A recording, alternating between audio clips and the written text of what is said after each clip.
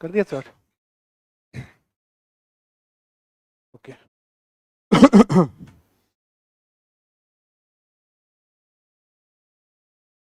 Okay, so good afternoon, guys. And today we are going to begin our session on sociology first unit, that is about origin of sociology. We are going to begin with, okay? And please remember, those of you who have not yet joined the Telegram channel that we have made for this batch, after the class, please do go to the reception and register yourself with the Telegram channel that we have. Yeah. That helps all of us to stay organized and get updates on daily classes and handouts or other things. Okay. For the time being, the Telegram channel will remain closed. After a point of time, we may open it, but for the time being, we will keep it closed only. The first chapter is about the origin of the subject. And also remember, we will be organizing a test, okay, tomorrow itself on whatever we have learned today. Okay. The test will be of MCQ nature, so you don't need to get worried. Okay. You will have 4 options. That means you will see answer before you. You just have to choose one, right? Options will not be of the same nature that was there in the yesterday's paper. So you don't need to worry about the standard. Okay. Standard will be very basic, very simple. So let us begin with the chapter 1.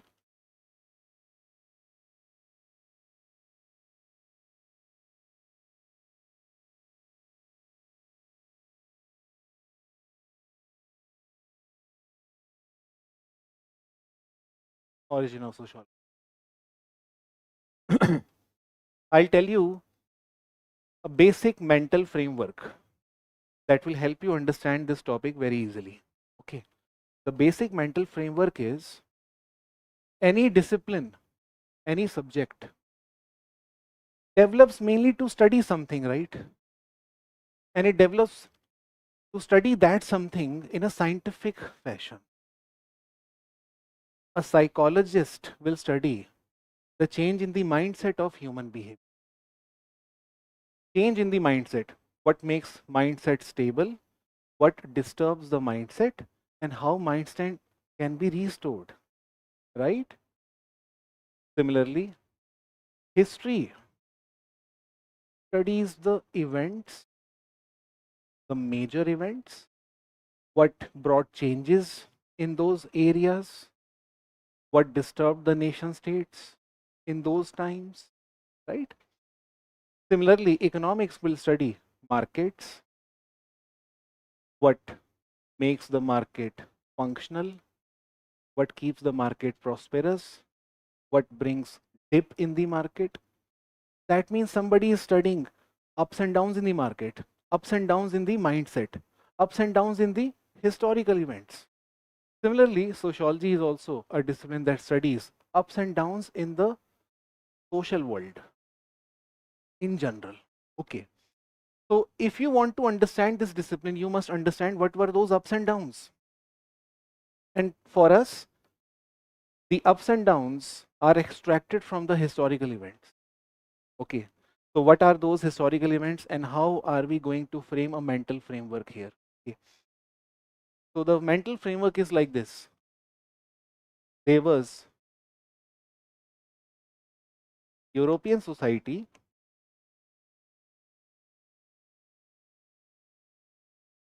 which experienced changes. And then comes the new European society.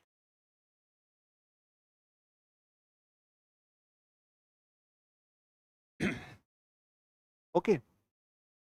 Now we will understand what is this old European society and what is the timeline. The timeline is broadly up till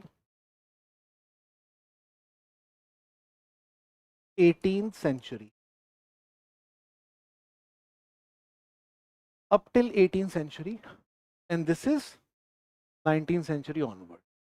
Okay, yani whatever kind of society we had in Europe before 18th century is going to be called as Old European. Okay, and these are just rough, figures. These are not to be taken too seriously. It's not exact 18. Okay, for our convenience, we use such kind of figures. Right? 19th century. So let us understand what kind of European society was like till 18th century. Okay, बात बड़ी simple सी है.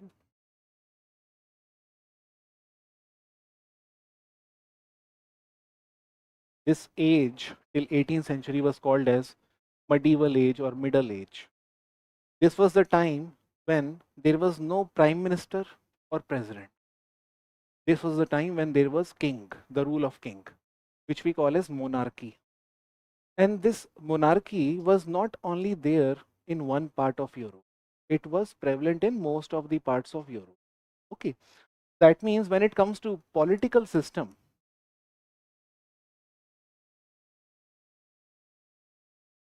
we had monarchy.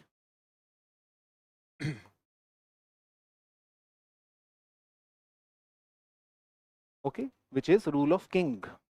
Okay, and the king rule was not questioned by anybody. Nobody could question. There was no concept of RTI. Okay, there was no concept of choosing the king through election, voting ballot. No. How king used to govern if he was not selected by us? Then who appointed him? Have you guys read world history very briefly? Basic ideas, So for us, the basic thing that we must understand is king used to be appointed by the church officials, the priestly class. Okay, and priestly class used to say that we are the right authority to decide who will be the ruler, who will be the leader. And people never used to question this. People used to think whatever officials of church are saying will always be right because they are religious class. They can never be wrong, right? We can't question the priestly class, right? It's not easy to question pandits. It's not easy to question the priestly class. That was the time. Like, okay. When it comes to the so-called idea of uh, economic system,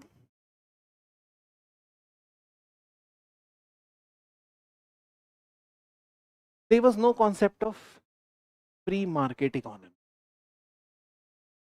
Okay, there was no concept of free market economy or capitalism. We will understand the meaning of these terms in a short while. What was economy like? Economy were closed economy. Okay, that means there was less of trade, less of imports, more of exports used to take place. That means closed economies were there. Economies across the world started becoming more and more open as we progress towards 20th century. Otherwise, most of the economy was closed.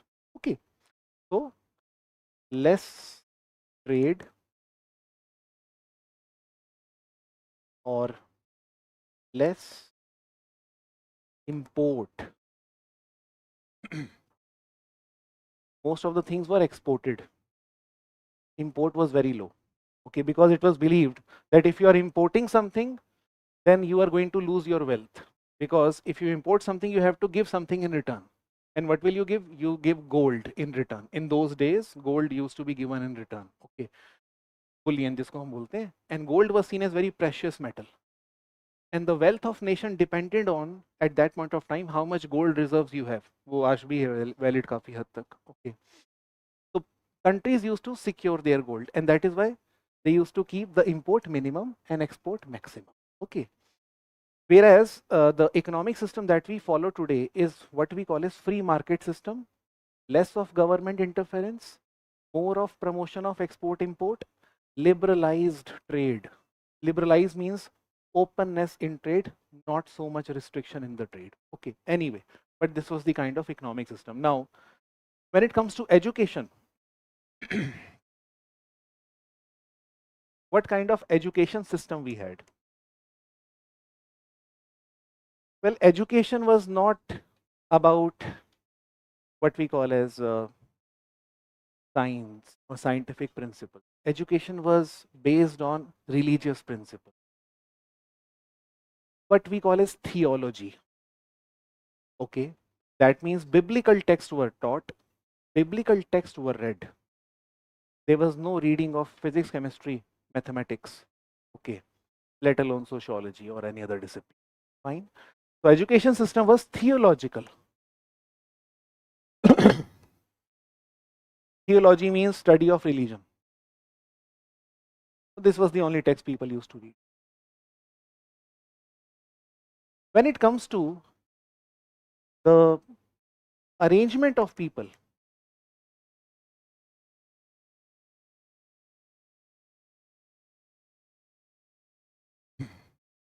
arrangement of people in that society, people were divided into three states.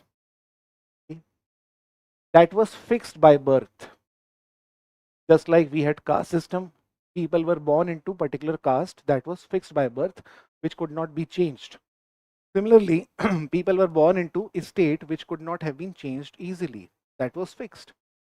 So we had three states. Now, what were those three states? One state, the topmost was the priestly class. Second was warrior class.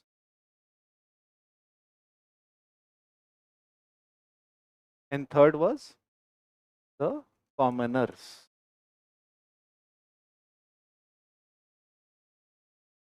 Commoners. Okay. The ordinary men and women. Okay. This was fixed by birth, could not be changed.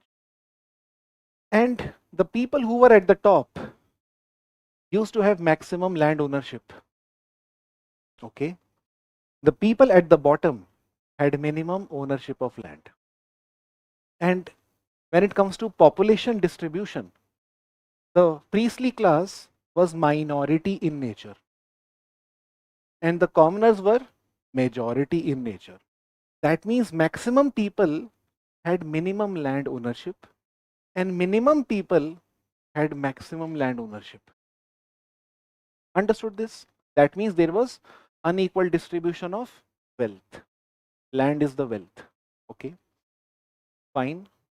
So we can say that this caused unequal distribution of wealth.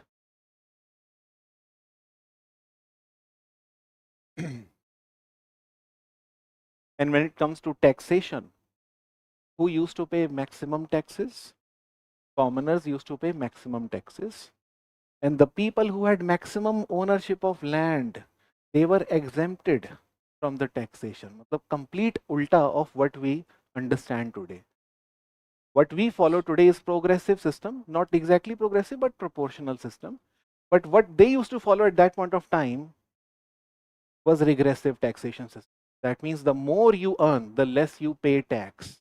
And the less you earn, the more you pay tax. Regressive ulta. Okay.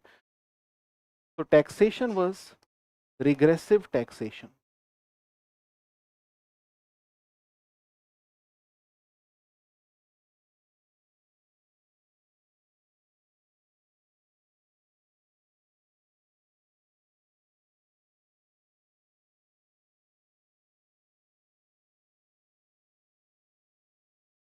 This is the basic broad idea of the kind of samaj we had, kind of society we had in Europe till 18th century.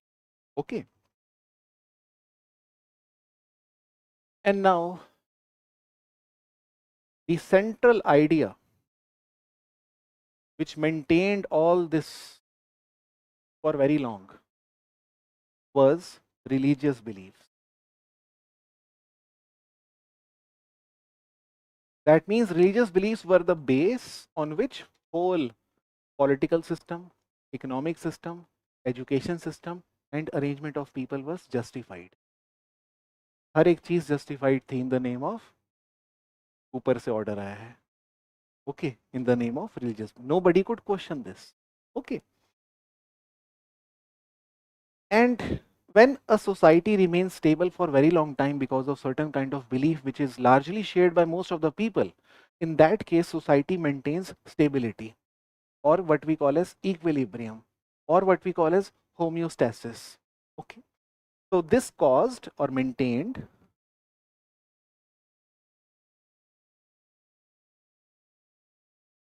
equilibrium in European society.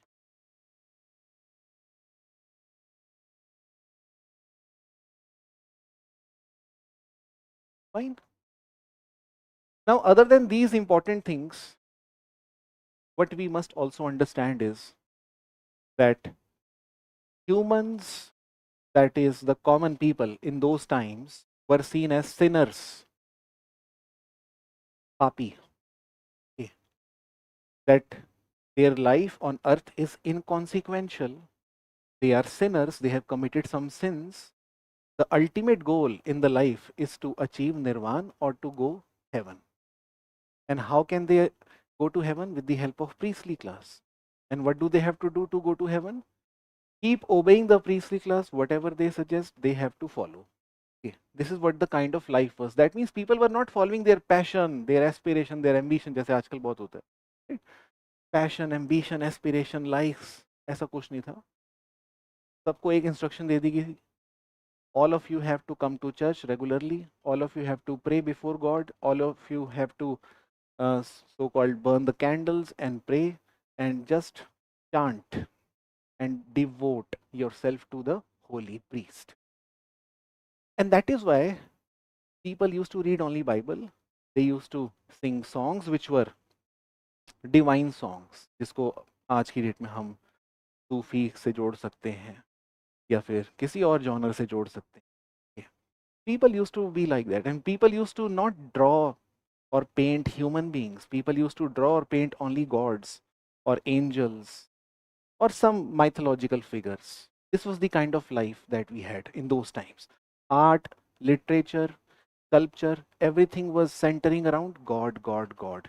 Human life was seen as inconsequential because humans were never seen as people who had brains. They were simply seen as people who have committed sins and whose ultimate goal is to achieve nirvana, and that can be achieved only when they follow the priestly instructions. So they were supposed to follow the everyday life without following their own aspirations. Okay, so that means if I talk about art, culture, or literature, everything, art and literature, that was also having religious theme.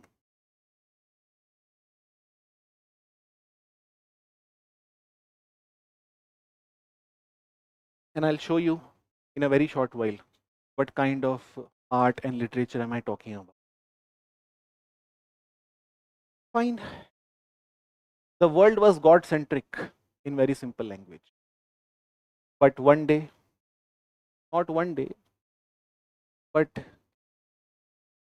there were certain events which started changing this kind of world. And what are those events which brought changes in Europe?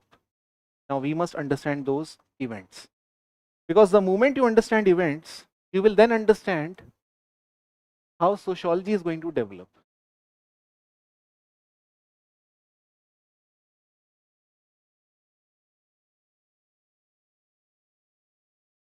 Okay, because sociology has developed to explain the change in the society.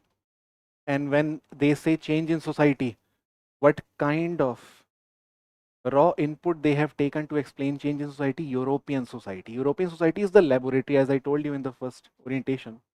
हमारे लिए समाज का मतलब European समाज है, वहां से हम सारी जनरलाइजेशन डेवलप करते हैं. Okay, anyway, what were the events which caused changes? The name of those events are Renaissance, scientific revolution,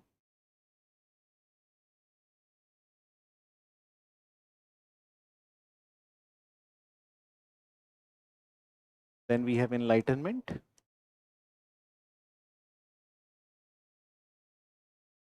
and of course French Revolution and Industrial Revolution and some others. which we will understand later on. Okay, let us focus on these events. What are these? Okay, very basic. Starting with Renaissance. The literal meaning of Renaissance means rebirth, okay, awakening. Rebirth of whom? किसका? हमारी consciousness का, ठीक है ना? हमारा नहीं, मतलब it's not कि Renaissance was promoting belief in second birth. Renaissance was promoting belief in human consciousness. So far, humans were treated like sinners. They don't have any brain of their own. They have committed some sins, and their only task is to just be obedient to church, okay, and not question the church. But with Renaissance, human mind was given importance. That human mind is not a mind of sinner. Human mind is creative mind. Human mind is productive mind. Human mind is valuable mind. You can't take the human mind for granted. You can't assume it to be just a sinner, right? आज हमारे लिए सुनना कितनी अजीब सी तो नहीं बात है, बट कितनी कॉमन है कि yes, human mind is creative. ये तो हमें कितना कितना कॉमन सेंस हो गया ये हमारे लिए, राइट? बट उस टाइम पे this was nonsense to think like this, that human mind is creative. Church people never liked this idea. So Renaissance was all about the rebirth of human consciousness, and with this event which took place in Italy, okay, during 14th century, the timeline is not so important by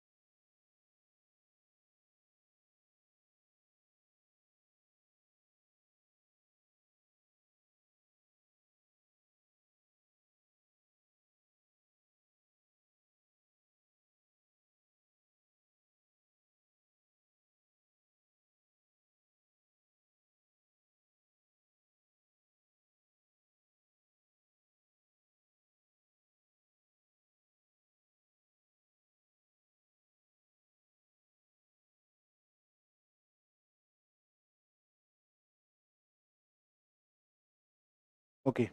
Am I audible to you? Fine. So see, Renaissance, as I was talking about Renaissance, it was all about rebirth. Okay.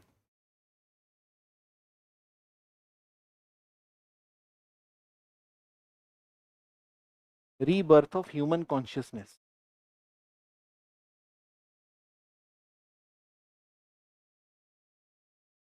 And this was the time when art, literature, music, in all these domains, human was given more importance. Okay. Instead of painting divine figures, painting on human figures became more important. Instead of reading biblical text or theological text, reading dramas, comedies, tragedies on humans became more important. People started writing more on human tragedies, human comedies, right? Like today we see so many stand-up comedy shows. It's not about God. The comedy show is about our life, right? So this is what we call as 15th century development, that people started making fun of each other. This was not allowed earlier. Okay, their only task was to just be devoted to church before that. So when it comes to drama, literature, art, everything, Renaissance became an event which marked the rebirth of human consciousness that was literally seen as dead until this event. But more than what happened during Renaissance, what is important is that a principle is developing which we call as humanism. Human is at the center of the world. Don't take human for granted. And with this also develops the idea of skepticism.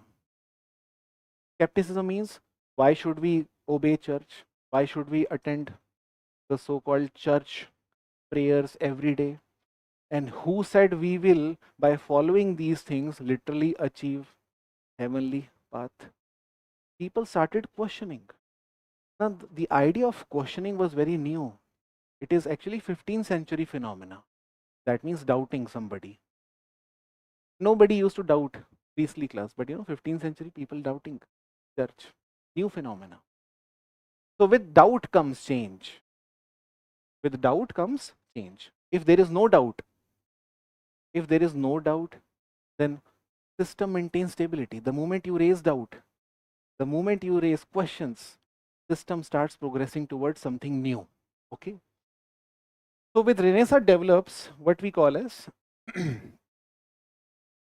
humanism, which was focused on human thinking and consciousness.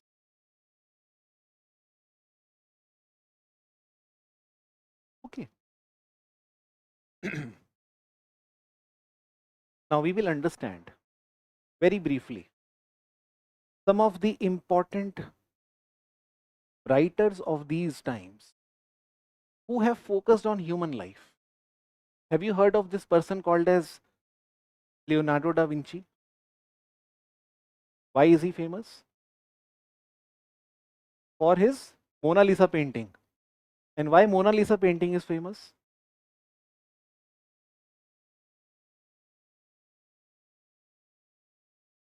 ये सबके साथ नहीं है, but क्या ये सारी painting के साथ नहीं है?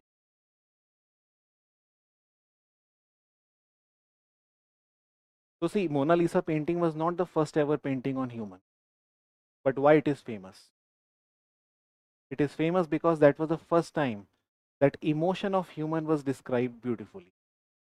Before that, smile was never portrayed on the paintings. What was portrayed was flat eyes, flat lips. The concept of excitement, happiness, disgruntlement, these emotions were never displayed in the paintings. But this was the first time with Leonardo da Vinci's attempt. Human emotion was given such a prime importance. And that was something that church did not like. That you are trying to project humans as having a life of their own and enjoying their life, which they are not supposed to be doing. Okay. So church officials always used to suggest people that if you want to draw something or if you want to paint someone, that must be heavenly figure, nothing else. Okay. So humanism painting में भी दिखता है, literature में भी. In literature there was a person called as William Shakespeare. William Shakespeare, as you know, is equally famous. Why is he famous? We have had people who have written much great novels than William Shakespeare, but why is he such a famous or popular personality? ऐसा उन्होंने क्या अलग कर दिया? He was again one of the first ones to have questioned the priestly class, and he was one of the first ones to have described the tragedy, the comedy in the life of humans. Right? He used to say, what a piece of art the man is. Well, he is not talking about God. He is actually studying human life, the human emotions. He was very curious to know, okay, human can be very happy, they can be very sad, they can be very angry. So he's describing all these things, focusing on human life in his textbooks, in his novels. Okay. And many such people later on became more and more popular like them.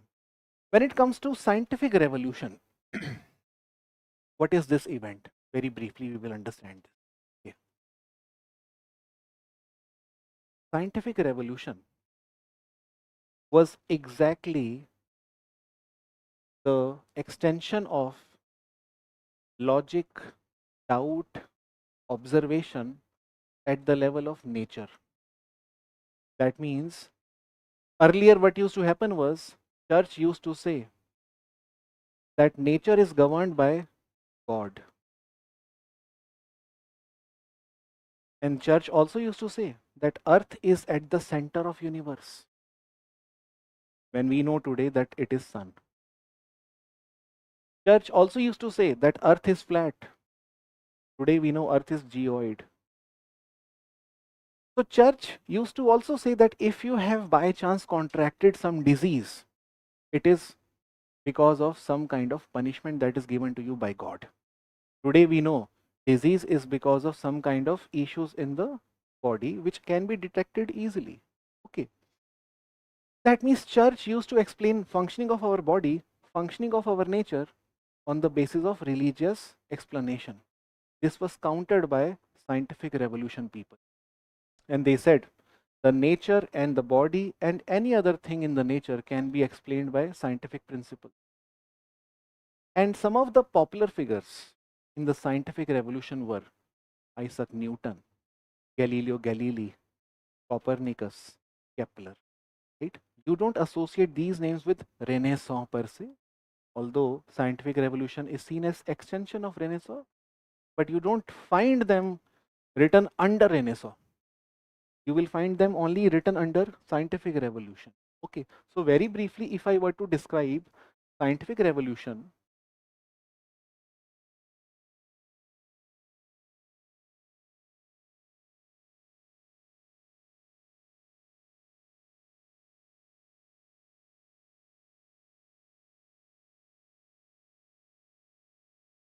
it marked an era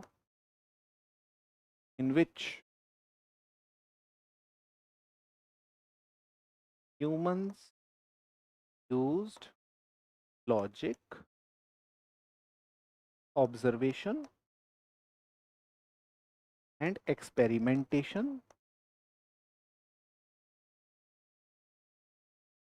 to explain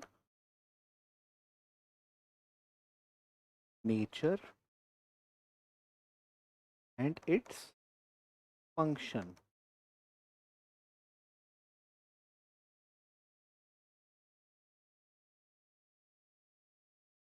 nature को study करने के लिए पहली बार observation, logic और experimentation की बात की गई। जैसे कि सिंपल भाषा में आपको समझाते हैं कि पहले ही माना जाता था that universe is a creation of God and day to day universe operation is happening only because of the day to day intervention of God. But Isaac Newton actually challenged this idea and he said nature does not operate by God's intervention. Nature operates according to its own principles. You have to figure out what are those principles. And he was one of the first ones to have figured out certain principles like laws of motion, law of gravity, and how this whole solar system came into existence in the first place. He used reasoning, mathematics, equations, so many other things to understand what nature is like and how it got into existence in the first place. Same was the case with Einstein, as you know. Okay.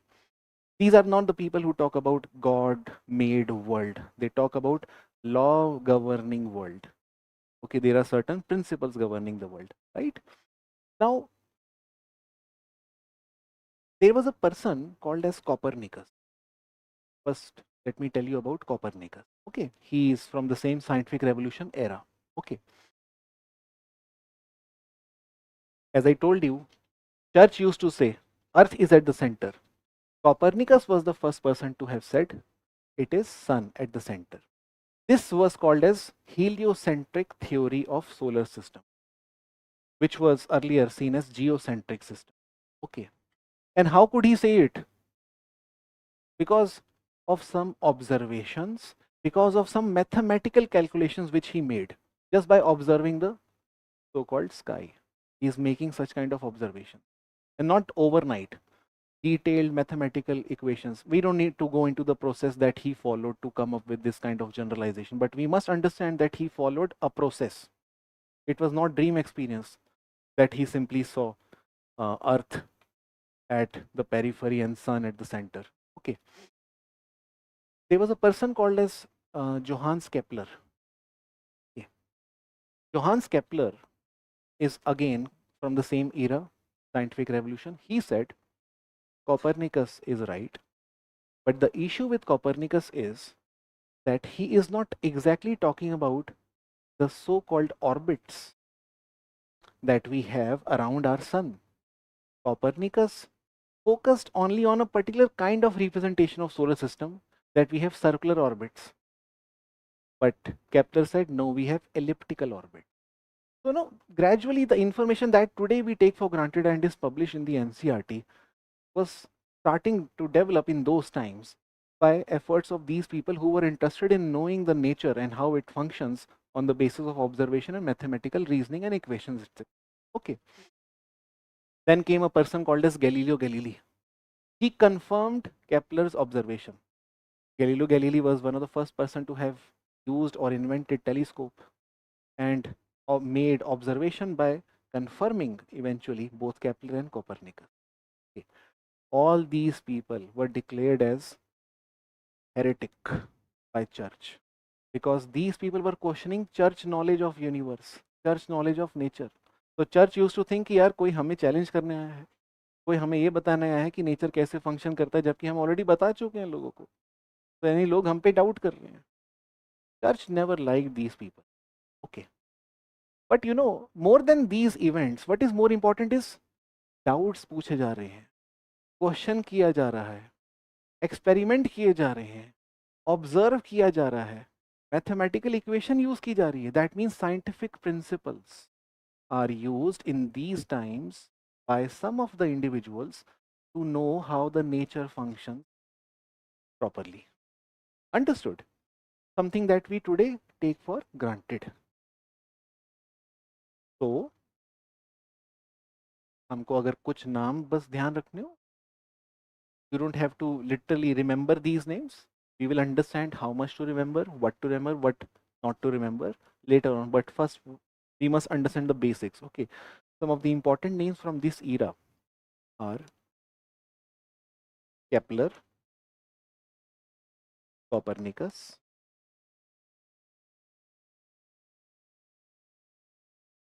Newton,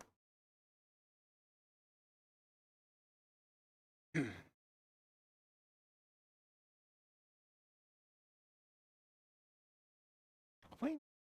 Now let us understand what is common to both Renaissance and scientific revolution.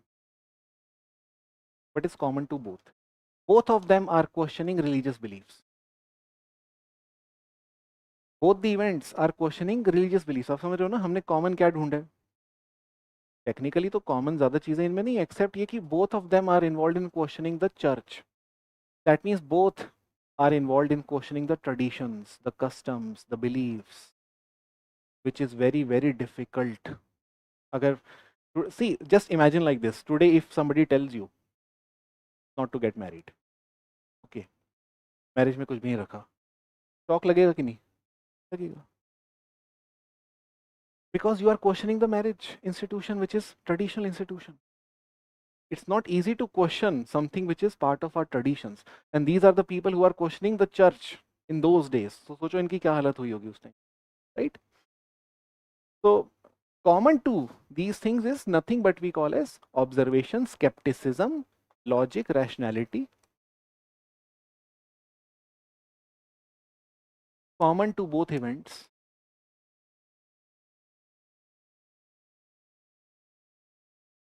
logical reasoning,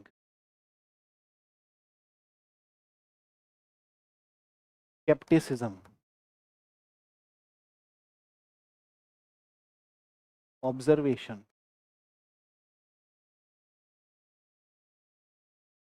human thinking.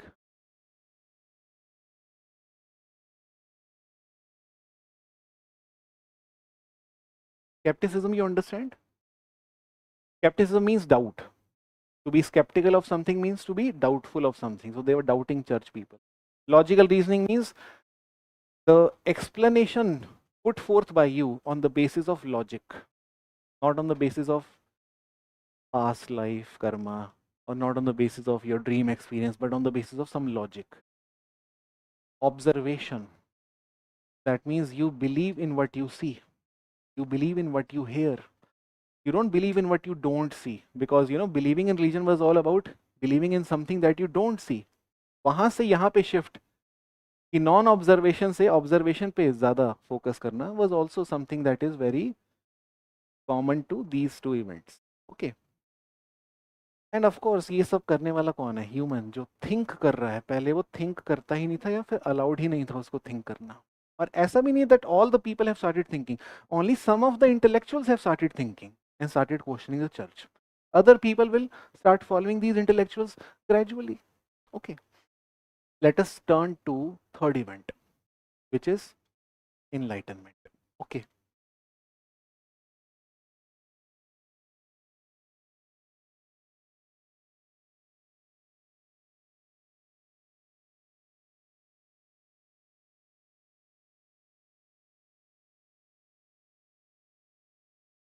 now what is enlightenment? So one thing is very clear, enlightenment and renaissance are not same. In case you thought like that, it is not the same. Both are two different very principles, two different very events. Now see, enlightenment was actually 16th, 17th, 18th century phenomena in Europe once again, where people use logic, observation, and experimentation to explain not the nature, but to explain the social world. Okay, so that means, just for quick revision, Renaissance was all about humans, human consciousness rebirth, and human in the painting, human in the music, human in the literature.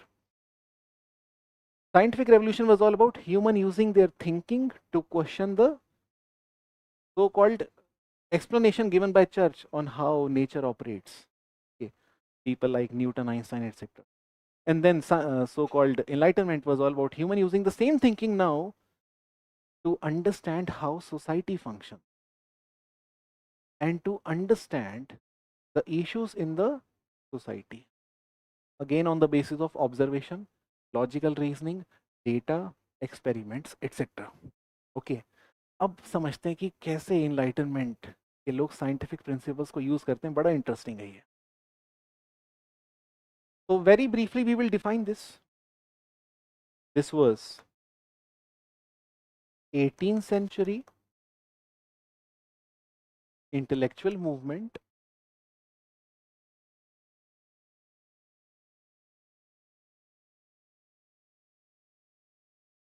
which explained functioning of society.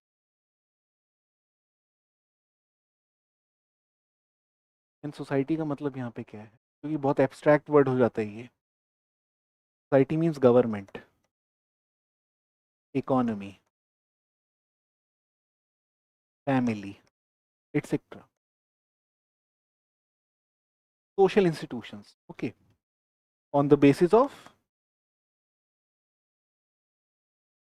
on the basis of what? Emotions, on the basis of logic,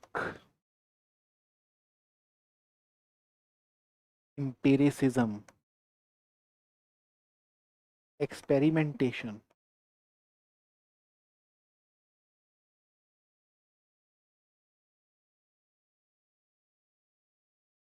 Empiricism simply means you know, anything is empirical that can be touched, sensed, heard. Okay, God is not empirical because we can't touch God, we can't hear God, we can't sense God. But this pen, this chair, this board is empirical. So empirical means shift to something that is observable, something that scientists do. Okay? Scientists will not be interested in studying God because it is not empirical phenomenon. Anyway, now who are the famous people associated with enlightenment? Just like we saw some famous people associated with the two eras. इधर भी कुछ लोग हैं. Now the name of those people are Hobbes, Locke, Rousseau, Voltaire, Montesquieu, Machiavelli, Mary Wollstonecraft, Adam Smith. These are some of the popular names. Okay. Don't worry about writing down everything. We will get enough time to write down these things also. Today you just have to understand the basics. Okay. So some of the popular names, let me write down those popular names.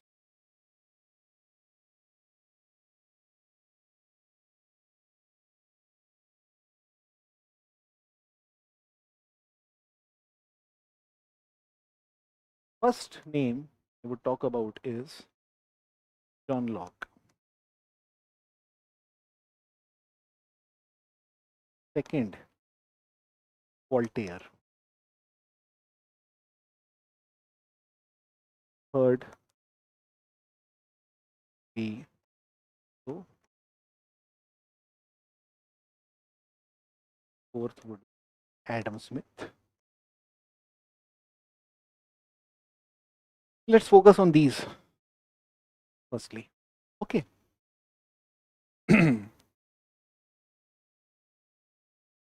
We can also add Montesquieu.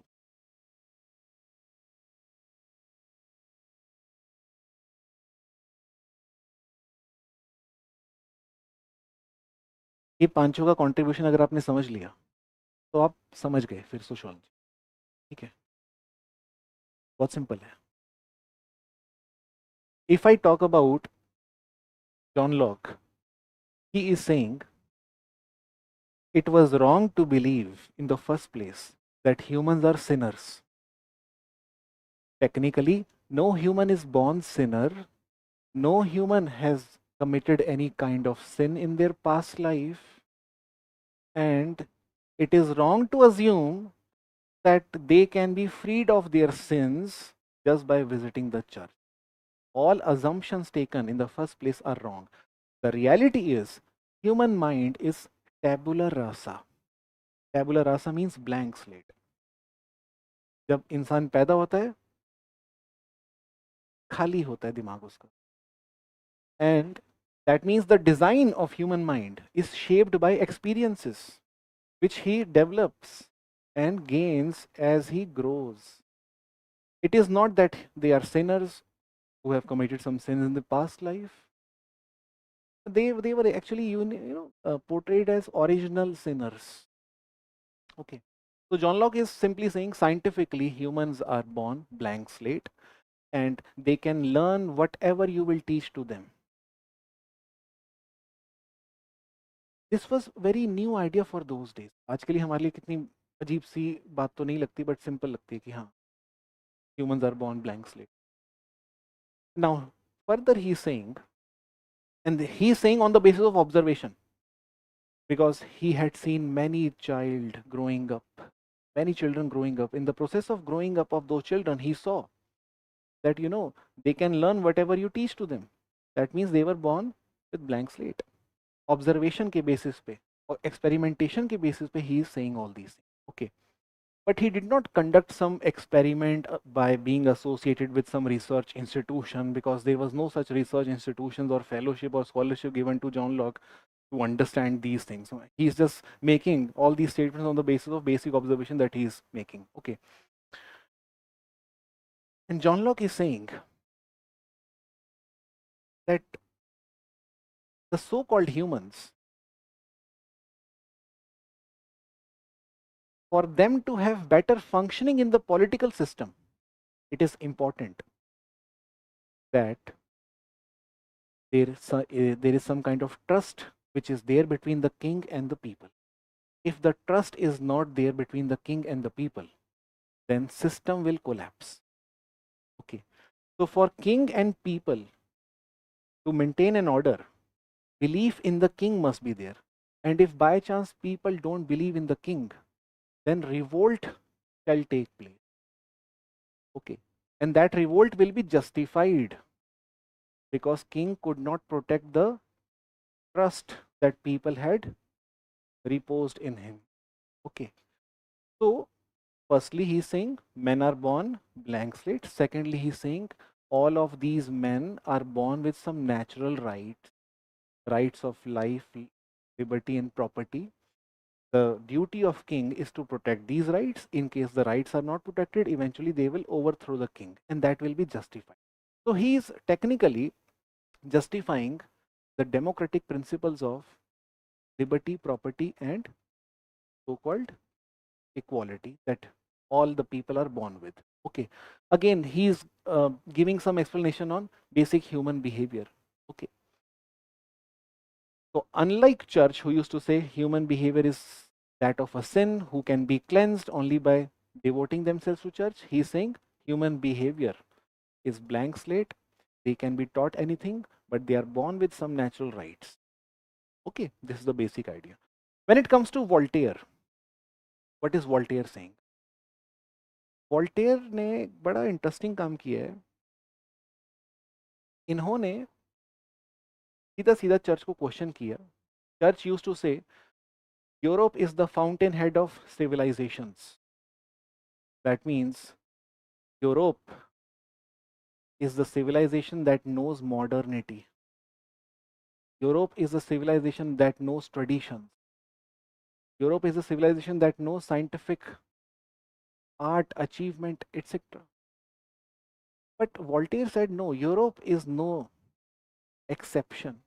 There are many civilizations outside of Europe which are equally exceptional. Indian civilization was studied by Voltaire. He said even in India, mathematics was there, science was there, philosophies developed in India, yoga developed in India, and the medicine developed in India. So you can't say that Europe is the only fountainhead of civilization which has advanced across the world. So that was seen as some person questioning the church. Okay. This was one thing that he did. That means he's questioning. And he's studying Indian civilization, which means he's making observation. He's comparing Indian civilization with European civilization through textbooks, of course, because he did not visit India per se. Okay. But he read multiple texts on India. Eventually, Voltaire also said that if any regime or any rule is centralized, it will eventually lead to collapse of the system. For effective governance, there must be separation of power. That means legislature, executive, and judiciary. All these three organs must be separate. Otherwise, earlier, king used to have all the powers of legislature, executive, and judiciary.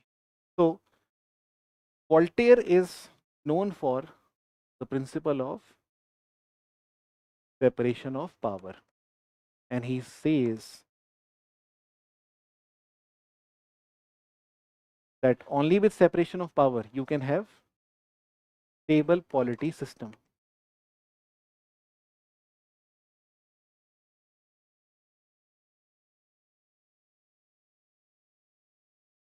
Making some general observation.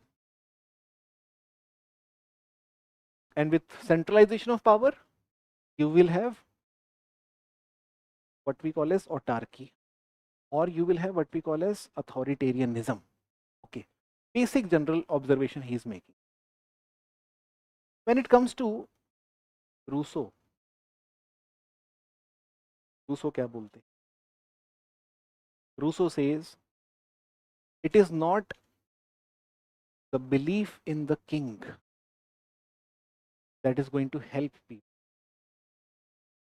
It is actually people making collective decisions that is going to help them.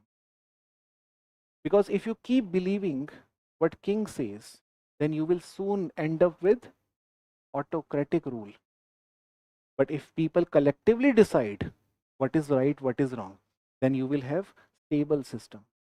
This is what he used to say. Yes.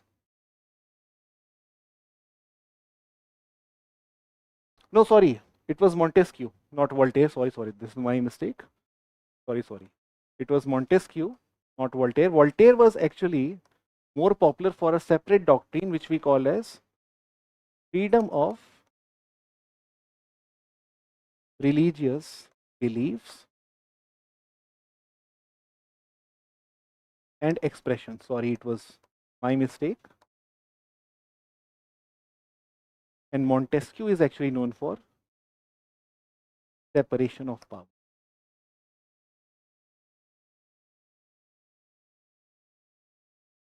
Sorry. Okay. Rousseau, I was explaining to you, is the person who's saying that eventually general will of the people, that means people's collective decision, is going to help them maintain proper democratic setup. But if the decision is taken by some king, then it is not going to provide stability in the political system.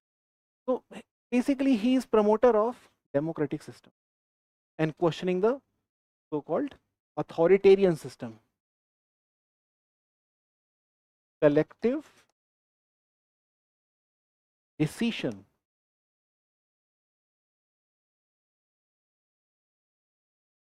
Yes, popular sovereignty, collective decision promote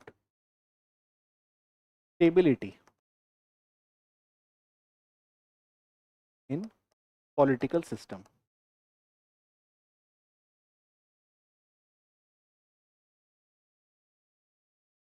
And he's seen as a person who has described a concept called as general will. General will means simply collective decision. Okay, general will means will of the majority. Okay, किसी भी समाज में healthy functioning के लिए ये will of majority जरूरी है. Otherwise system will collapse. This is what he said. Let me briefly talk about Adam Smith. See, Adam Smith क्या बोलते हैं? वो बोलते हैं if you keep the economy tightened, like if you simply decide to limit what we call as imports and just focus only on exports, economy will not grow. For healthy economic growth, it is important to free the market of such kind of restrictions. Basic general principles he is talking about. Okay. And that is why he is seen as promoter of free market economy as a term, which we also call as laissez-faire. Okay. Laissez-faire means let it be free. And he says that for a very long time, individuals were not given freedom in Europe to produce the goods and services. Only certain types of goods were produced by certain type of people. But the best form of economy develops when every individual is given chance to produce goods and services whatever they like. If those goods and services are not bought by others, automatically that industry will collapse. But if those goods are bought by many people at large, it will create employment opportunity for many. It will also drive the growth of economy. Okay, it will fuse economy with supply and demand. Now, Adam Smith is saying that if all the individuals are given chance to pursue whatever they like, to produce goods and services whatever they like, the role of government should be minimum. Government should not intervene. Government should promote an ecosystem where individuals are, free to be innovator, free to think out of the box. Like Elon Musk is thinking out of the box, right? Every day he's thinking because American government is providing such kind of ecosystem to him. He can think of going to Mars and then from that area to go to Sun and then taking investment for that. Okay, so such ecosystem is made in the American government that is developing such kind of innovators or entrepreneurs. This is what Adam Smith would have liked. Okay. That if you free the market of such governmental restrictions, you will see people coming up with some innovative ideas. Swiggy, Zomato is also quite innovative that way. Okay. This automatically creates job opportunities for many people. So Elon Musk will also create job opportunities. Okay, Dipender Goyal will also create job opportunities. Okay. And this will also provide good income to the people who are employed, who will become the consumers of some other goods and services. Economy will keep functioning in a very healthy manner. This is what the Adam Smith's idea is all about. Okay. So Adam Smith is seen as a person who has studied the general principles governing economy of the society and what keeps economy healthy and what keeps economy unhealthy. Okay. So Adam Smith के लिए हम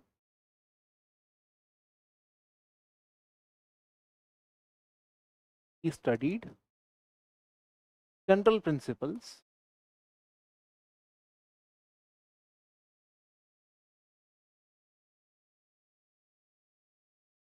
that keep economy healthy.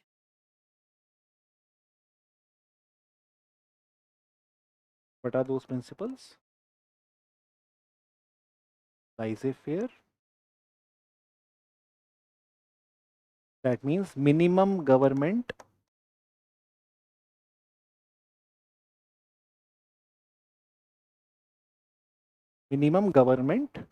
Maximum governance, जैसे हमारे prime minister का है बोलना है ना, कम से कम इंटरफेरेंस हो, मैक्सिमम इकोसिस्टम प्रमोट किया जाए, so that people become innovators, people become job creators rather than job seekers. Okay.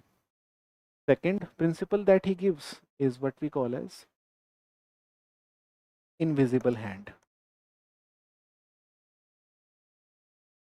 Invisible hand means if everybody is given chance to produce goods and services of any sort of type that they like, if everybody is given chance to become innovator, it will definitely help them get profits, but indirectly it is also helping in development of employment opportunity, right? So like if LevelUp IAS has developed, okay, definitely as a private institution it is working for profit, but in the whole pursuit of working for profit, it has also created opportunities for job to many people, and it has also helped parallelly along with other coaching institution in the growth of whole ORN ecosystem, okay, which again is creating jobs for many other people.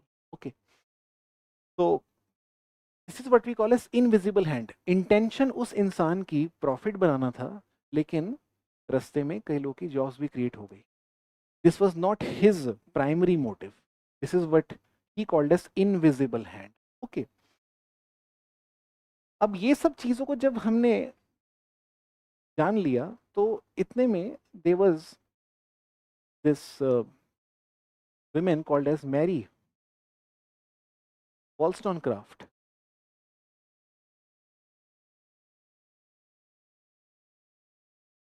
He is questioning the very idea that we take for granted.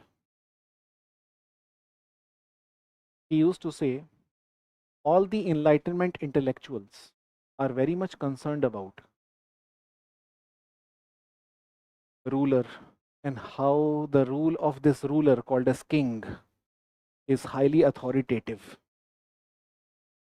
But you know what king is doing to the masses, the same men are doing to women.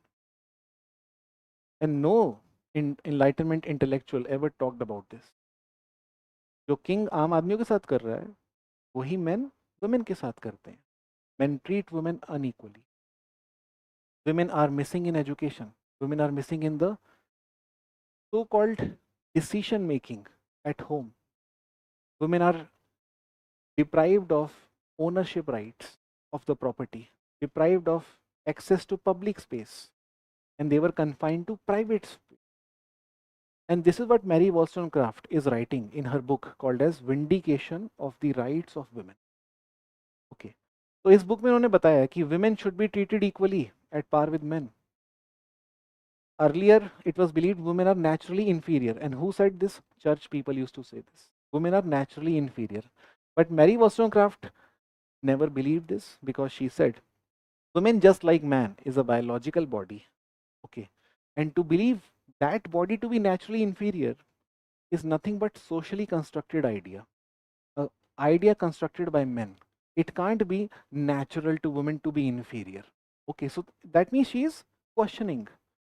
And also the fact is that abilities are very individual thing. It is not man or woman thing. It is always individual thing. Women may excel in some, men may excel in some, but you can't say it was because of him being male or because of her being female. It is just because of him or her being individual. Okay, so this is what the idea that is given by Mary Wollstonecraft. So she is promoter of, she promoted gender equality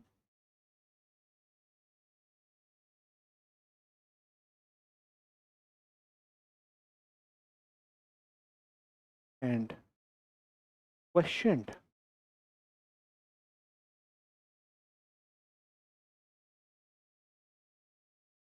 the notion of inferior women.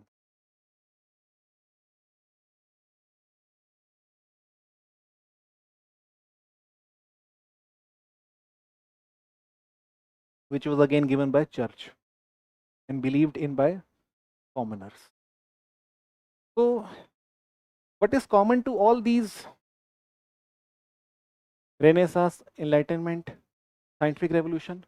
Questioning. Questioning is the ultimate common thing. Okay, so individual names are not important. You don't have to remember these names, trust me.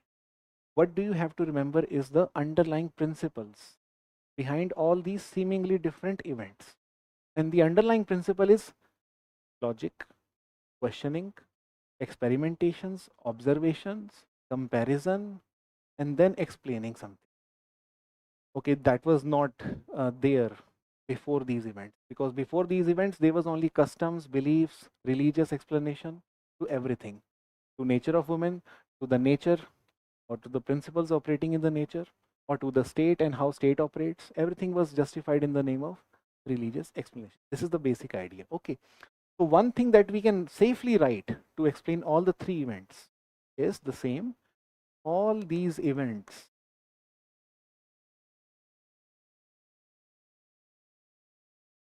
made the principles of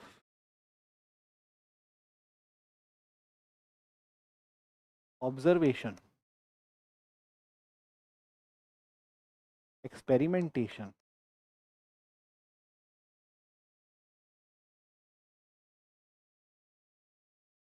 questioning,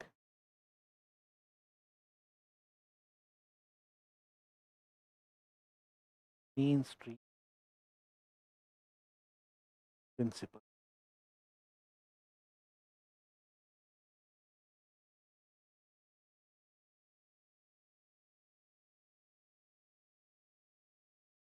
Now question is, these are very limited intellectuals. How could their ideas become mainstream in those days? Whatever they published, either through book or through some article, gradually got popularized. In those days, there was no Instagram, so definitely they could not have become viral. Okay, but whatever they wrote gradually became part of everyday life of the people. People started discussing their ideas in salons, in coffee shops. जैसे आज people discuss most of the things on social media, cloud में discussion ज़्यादा होता है आजकल. College में कभी मिल लिए तो वहाँ हो गया, कॉफ़ी शॉप्स में भी करते हैं. But you know the very idea of coffee shop actually and salons, all these ideas actually developed to promote discussion among people.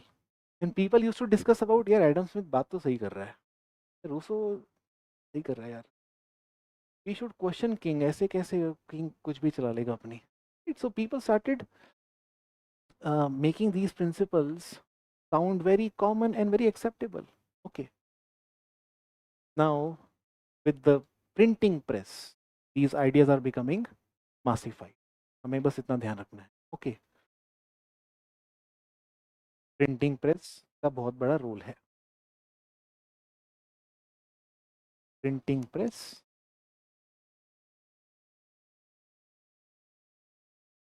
is making these principles mainstream. Okay, and of course discussion at the salons and coffee shop. Eventually, with all these three events, gradually we see the European system getting destabilized, the European economy, European polity getting destabilized. Okay. And when system becomes unstable, then you see change coming in. So that means social change के पीछे क्या responsible है eventually? ये सारे principles responsible हैं, और ये सारे principles एक एक करके आ रहे हैं. All these principles are product of the unfolding of the events which started taking place during 15th century era and lasted till early 19th century. Okay, you don't have to remember the timeline, once again I'm saying. Okay.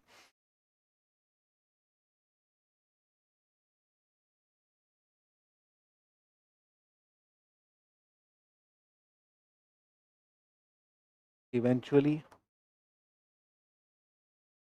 The old European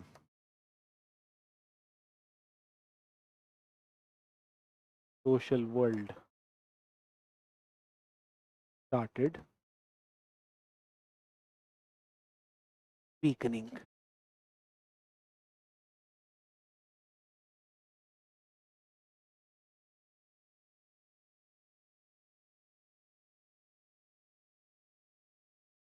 The old European social world started weakening. Now, just for quick review, quick revision, I'll just make you go through some slides. Renaissance is time of revival, which literally means rebirth. Europe was following some, it was devastated following the Dark Ages and Black Death. You don't have to understand the Black Death, that's a different event. You know, basically, Church always used to say that you should always be obedient to the so-called prayers and attend the meetings regularly. But then one fine day, Black Death name का एक so-called epidemic Europe में आता है. And when people started losing their lives because of Black Death epidemic, what we call as Corona, then people started thinking, why were we praying to God every day if our lives were so inconsequential? That was the time when people started questioning church. Okay, so questioning is more important. So not that event, Black Death per se, but anyway, confidence in the church had been shattered. People began to focus on individuals rather than religion. Society was becoming more secular. Now see, this word is important. समाज सेक्युलराइज होने का मतलब क्या होता है? बड़ा simple सा मतलब होता है. If a society is becoming secularized, that means religious beliefs or customs are no longer acceptable in that samaj, and people are becoming freer of such kind of religious beliefs, which European society was going to become. That is what we call as free from religious belief. That is what we call as process of secularization. Ization means a process. Okay, it is not that you become secular, that means you have no religious beliefs. It is not like this. It simply means that your association with religious beliefs is declining. कितना decline हुआ है, कितना नहीं, that can be measured. Let us not go into those details for the timing. Okay, but secularism वहाँ से शुरू हुआ. Humanism, as I told you, it's a thought system that places prime importance on the individual instead of divine being. It stresses the goodness of human beings, encourages people to seek rational ways to understand and solve problems with the world. And all these people, which call as Enlightenment intellectuals, scientific revolution intellectuals, they were trying to, find ways to understand and solve problems within the world using their own observation, experimentation. Now see, what was the kind of art before Renaissance period? As I told you earlier, these angels, cupids, and biblical figures were portrayed in the painting. And if by chance any human was portrayed, his emotions were completely portrayed as flat without any emotive expressions. But with Mona Lisa, you see a shift. Paintings and sculptures were more realistic now and focus more on emotion. So you can see the smile now here. है ना? यहाँ smile नहीं पता चल रही है आपको, right? Here, expression is completely flat. New techniques were used to bring art to life. Okay. Basically, to bring human to life in the art. Renaissance art focuses on individuals and worldly matters. Worldly matters means no longer focus on such biblical figures, no longer focus on such cupids or angels, but only focus on the individual. Okay. This is not so important. Now see, realistic depiction of David and Goliath. David was a very famous sculpture, but this captures this so-called painting captures the emotion and feel of Renaissance art, which was missing in the pre-Renaissance times. यहाँ पे हमें anger दिख रहा है, एक human emotion जो पहले की पेंटिंग्स में कभी नहीं दिखता था.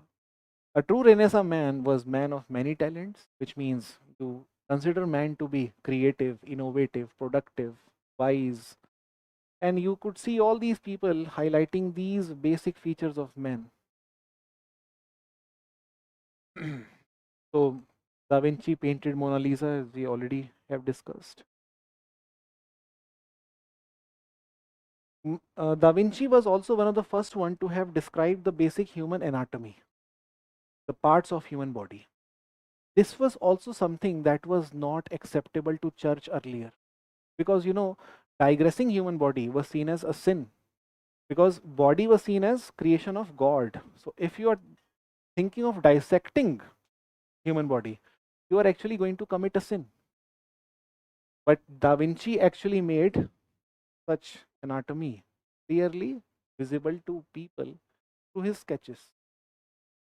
So in the church eyes, he was definitely a sinner, but he believed he did not commit any sin. He was just being interested in how human body is designed. Observation, experimentation, focusing more on what he can see.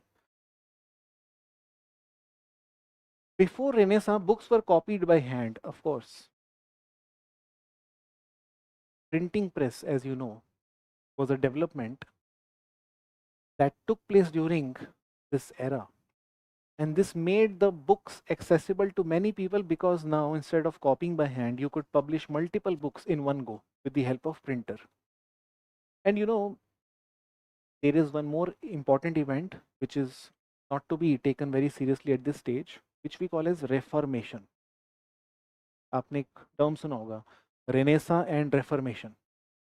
Reformation was actually an event in which Catholic teachings were questioned by some of the people, just like Hindu teachings were questioned by Buddha in India. So Buddha and Jain, as you know, questioned Brahmanical teachings. Similarly, Martin Luther there in Europe questioned the Catholic teachings. Because of this questioning, Buddhism developed, Jainism developed. Similarly, because of that questioning, Protestantism developed, which is actually seen as offshoot of Christianity, just like Buddhism and Jainism is seen as offshoot of Hinduism. Okay, so we don't need to go into that detail, but yes, you need to understand the meaning of Reformation. So what is reformed here? Reformation means reform. Now, Catholicism was reformed. We don't need to go into the details of what was the kind of reformation, but yes, that was not possible without people accessing the Bible themselves. When people started reading Bible themselves, only then they came to know that whatever church officials have told us is not mentioned in the Bible in the first place. So that means church officials were trying to manipulate them. And this is what Martin Luther told to the people, that you guys are paying taxes to the church officials. You are obeying church officials without questioning them, thinking that one day you will get salvation. But nothing of this sort is mentioned in the Bible. And this enraged all those people, and they decided to question the church. That is when the rise of Reformation. Okay, not so important, but printing press का role involved था वहाँ. Petrarch, often seen as father of humanism, he is very popular for writing some poems, love stories, which places emphasis on the individual, not the almighty. कितना basic है ये, है ना? जैसे आपने एक सुना होगा लिटरेचर अभिज्ञान शकुंतलम. तो जो लव स्टोरीज होती हैं, लव स्टोरीज को अक्सर जैसे यहाँ पे कालिदास काफ़ी पॉपुलर थे, वैसे ही वहाँ पे पेट्रार काफ़ी पॉपुलर थे, because all these people are describing love story of human being, not of course of God. की बात तो नहीं कर. William Shakespeare, he wrote sonnets that showcase Renaissance life. He wrote comedies and tragedies, very critical of royalty, his king, church, and used analogies to show antiquated views of middle age. Characters often highlight roles of important individuals in his novels. How did the Renaissance encourage change in scientific thinking? As I told you, Renaissance was all about rise of human consciousness, so that is why you see people questioning. So church officials are saying, believe it, it is what it is. And he's saying, this doesn't make sense. So people are doubting. तो वो critical thinking उसी को हम बोलते हैं, यहाँ से शुरू. uh, you know before Renaissance, as I told you, church officials used to explain nature like this, that earth is at the center and earth is flat. This was also seen as science of those days. इसको उस वक्त का science बोला जाता था. But all that, what was called as science in those days, was questioned by the same intellectuals which we studied in scientific revolution. Okay.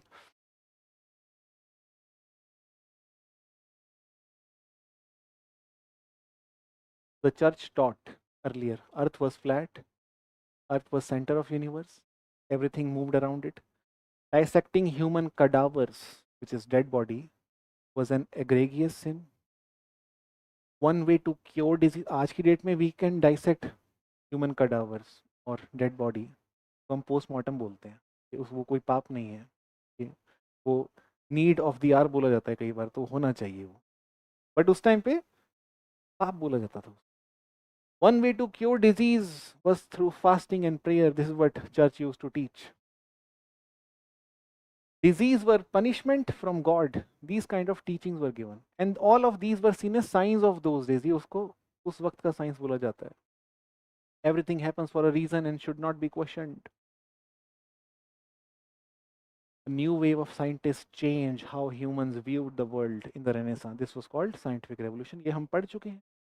Copernicus का contribution हमें already मालूम है. He challenged church teachings about Earth in the universe. Believed sun was the center of universe.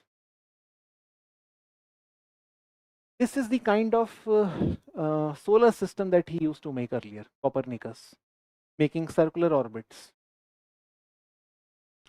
but which was then corrected by Kepler, who talked about elliptical orbit. Okay. Kepler, यहाँ पे he used mathematics to prove that Copernicus was right.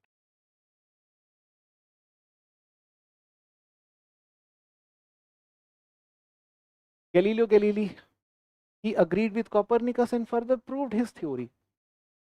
Right? So ultimately, हमें बस इतना ही ध्यान रखना है, basics, इसके अलावा और कुछ भी नहीं. Martin Luther, as I told you, this was a man who was equivalent to Buddha and Jain in Indian society. Like Buddha and Jain questioned Brahminical teachings, Luther questioned Catholic teachings. And he always used to say that priestly class is saying whatever they are saying only to make more and more wealth. They are trying to manipulate people. Luther was a German monk who grew disgusted with specific church practice known as sale of indulgence. क्या होता था? Church used to tell the people in those days earlier in Europe, if you have committed some major sin, we can help you. For that you will have to purchase letter of indulgence. Letter of indulgence basically एक तरीके से आपको अगर मुक्ति चाहिए पाप से, तो आपको कुछ रुपया देना पड़ता था उस टाइम. और that was not easy for many people. आज की डेट में like people would go to some holy river, free themselves of the holy sins. But in those days that was not the case. So he believed that this is all a practice created by the church officials to grow their wealth, but that is not helping the people. The church charged people to forgive their sins. Sliding scale that made more serious sins more money. People are lined up to confess and pay for their sins before church officials. This man is checking the sin to collect the right amount. क्योंकि sin के हिसाब से amount very करता था actually. So at this time the Bible was only available in Latin, Greek and Hebrew. But you know, with printing press, Bible was now accessible in common German language.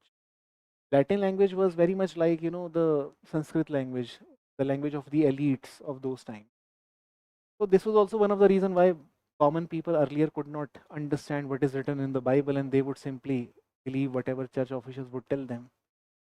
But with printing press, Bible was accessible in German language, and the moment Bible was published in German language, Martin Luther decided to knock 95 points on the front door of the church, so that any person who decides to enter the church, before entering the church, he could see the 95 points which are going to enlighten him right at the doorstep without him having to go inside the church.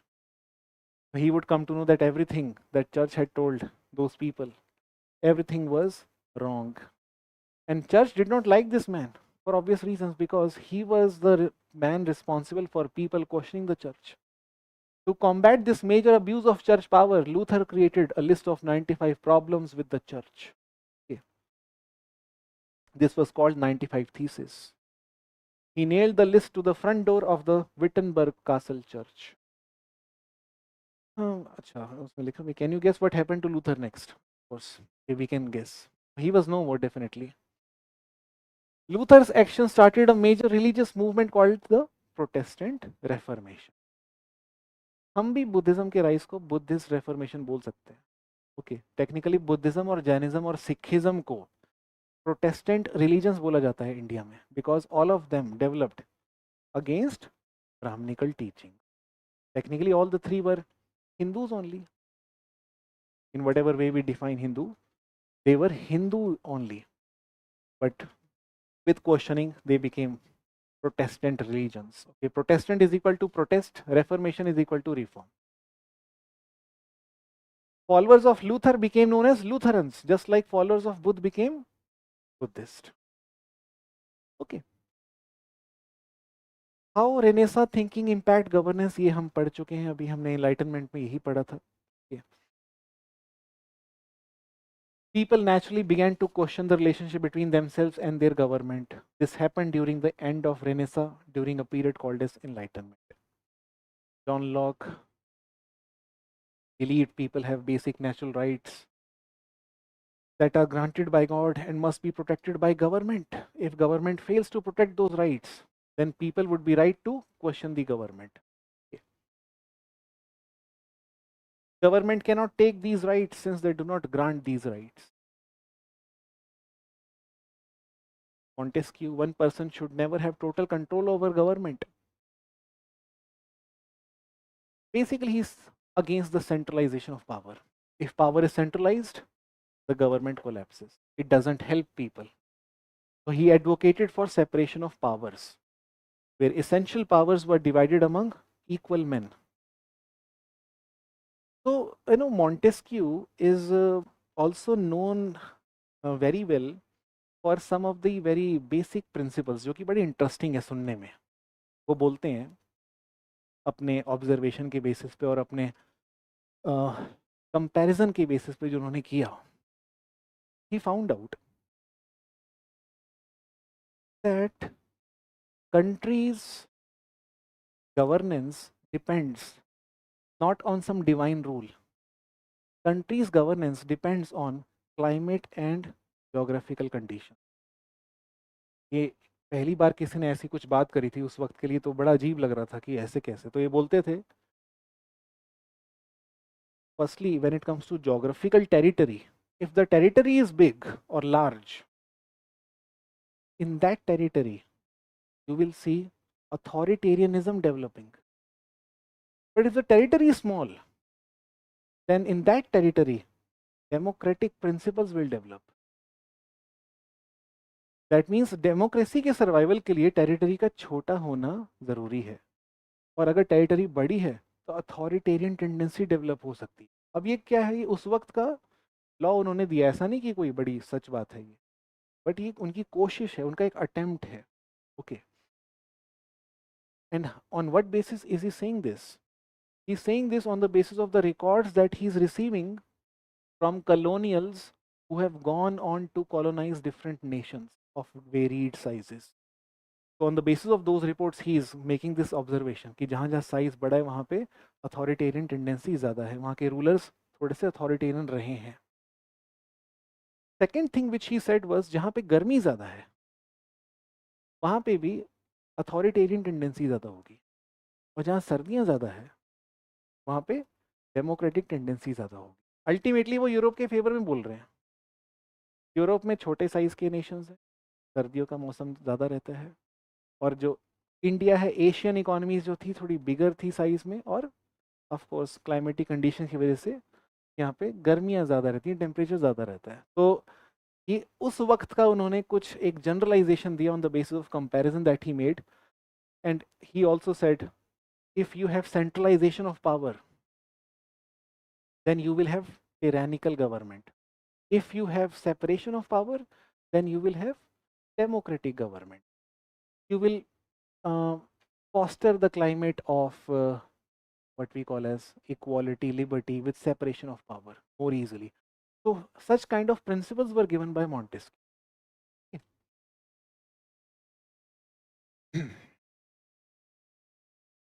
All powers of government in one place, bad idea. Better idea is three different organs having three defined. Okay, so we don't need to go into each and every person detail. Social contact is basically between people and the leader. All the people are supposed to get protection of their rights from the government. And people are supposed to give their power to the government. If people give away their power voluntarily to the government is now going to protect their rights. It is their duty now to protect the rights of the people. And if by chance government misuse the power, then government will be replaced or overthrown. This is how system is going to be maintained. Okay. This was the basic idea given by Voltaire. You've already understood, father of free speech. He was against the intolerance of the church. Church never used to listen to common people questioning them. So he was against this idea ki why church is so intolerant. Okay. This was all about what we call as the basics. Now,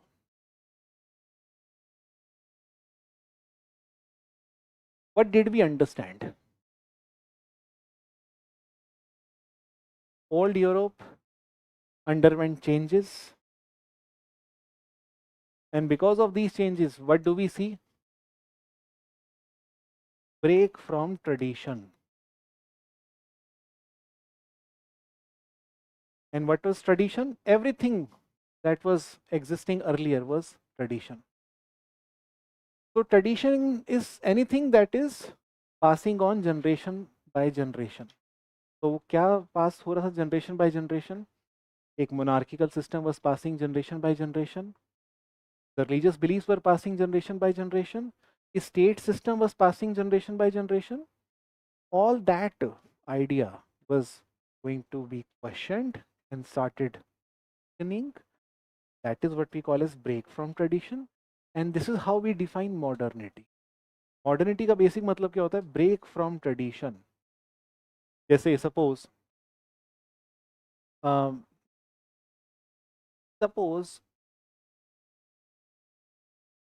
you tell your parents, okay, you are a girl, and you told your parents that I am not interested in marrying any boy. I'll marry a girl. Okay, let's assume like this. Now parents will say बहुत modern हो गए हो तुम. ये क्यों बोलते हैं वो? यानी ब्रेक फ्रॉम ट्रेडिशन. आप ट्रेडिशन को तोड़ रहे हो, इसलिए वो उसको बोल रहे हैं मॉडर्न. तो technically same sex marriage is like thinking of same sex marriage is like thinking of becoming modern. So break from tradition is modernity, and that simply means that all those events that we studied laid the foundations of modernity. And now the question is, How do we explain modernity other than calling it as break from tradition? Modernity is nothing but an era characterized by principles like democracy, free market economy, rational thinking, individual rights, liberty, equality, fraternity, women empowerment. All those ideas that we today take for granted and call as modern have their roots in all those events only, which started shaking the old foundations of Europe. है ना? तो modernity का technically meaning ये बनता है an era characterized by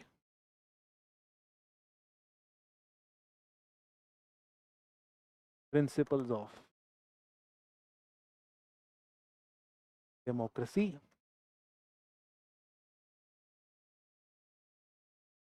free market economy,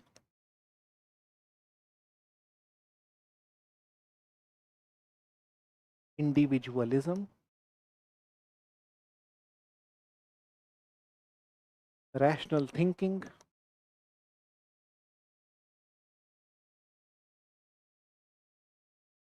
etc.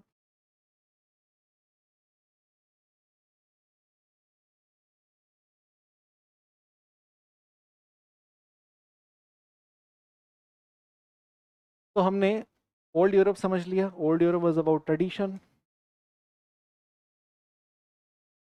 with those events which we call as event causing changes.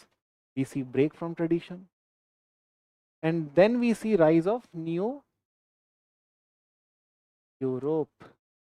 New Europe will have all these principles,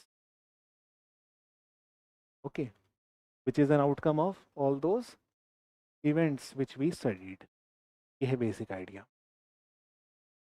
अब देखो ऐसा होता है जब भी नया समाज डेवलप होता है, some people question the developments in this new samaj also. Some people questioned the old samaj definitely, but some people will question the new samaj also. Okay, like, which simply means you can see people questioning religious belief, but you will also see people questioning over skepticism. You will see people questioning too much of scientific temper, right? You will see people questioning too much of modernity. You will see people questioning too much of individual rights, too much of individualism, individual choice. Although all of these are good for certain reason, but all these things are equally questioned by people in the modern days. Some of the people that we will study in our syllabus are those who question the principles of modernity. Like, it's easy to welcome modernity. It's easy to call all the principles of modernity very nice feature. But there are some people who are questioning the principles of modernity. Now we will understand very briefly who are these people. So we will write one basic idea in our um, notes that some people questioned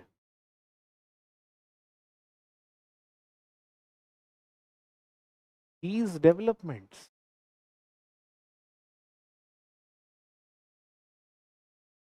which are regarded as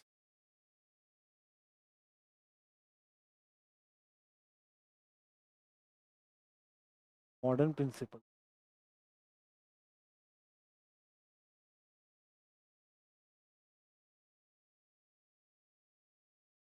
And those people who are questioning these modern principles were going to be called as counter revolutionaries. ठीक है? तो revolutionaries तो वो लोग हैं और कुछ लोग हैं काउंटर रेवोल्यूशनरी में, ये ध्यान रखना है. Okay?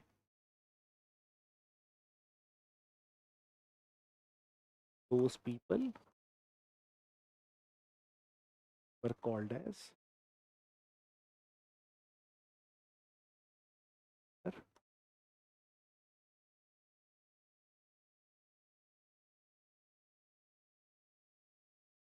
fine. Now, before you understand counter revolutionaries, That means people who are questioning these changes. You just need to have brief idea about two more events, French Revolution and Industrial Revolution. Very briefly, we will understand. Again, you don't need to go into the history of French Revolution. Okay. French Revolution had many causes. And revolution का basic मतलब होता है total change. Total change in what? Total change in the political system of France. Total change in the economic system of France. In the social world of France. This revolution took place in 1789 कहने को सिर्फ, but ऐसा नहीं होता कि एक ही दिन में हुआ है वो. ये सीड्स काफ़ी देर पहले ही सो हो चुके होते हैं, वो ग्रेजुअली होता है और वो 1789 के बाद भी कई बार होते गया. French Revolution was all about a change that was going to be observed in France by introducing democratic principles and replacing monarchy. This was going to be political revolution. Establishment of republic by displacing the monarchy. Similarly, French Revolution was also going to install rights of individuals by displacing collective duties that were supposed to be expected to be followed by individuals.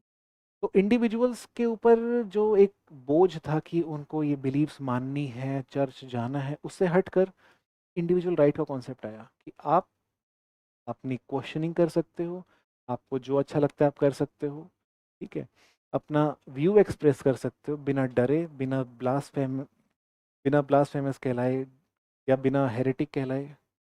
आप बोल सकते हो अपने आप जैसा आपको लगता है चर्च के खिलाफ या फिर इन जनरल भी. तो इंडिविजुअल राइट्स जो हैं उसको प्रमोट किया गया.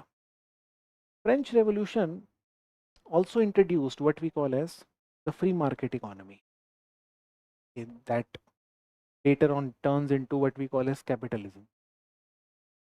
Capitalism is basically a form of economy where individuals produce goods and services for their profits, which definitely also helps in the growth of job opportunities, which Adam Smith called as invisible hand. ठीक है, तो French revolution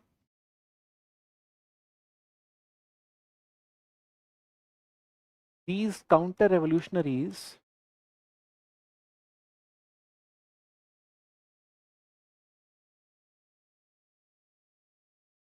can be understood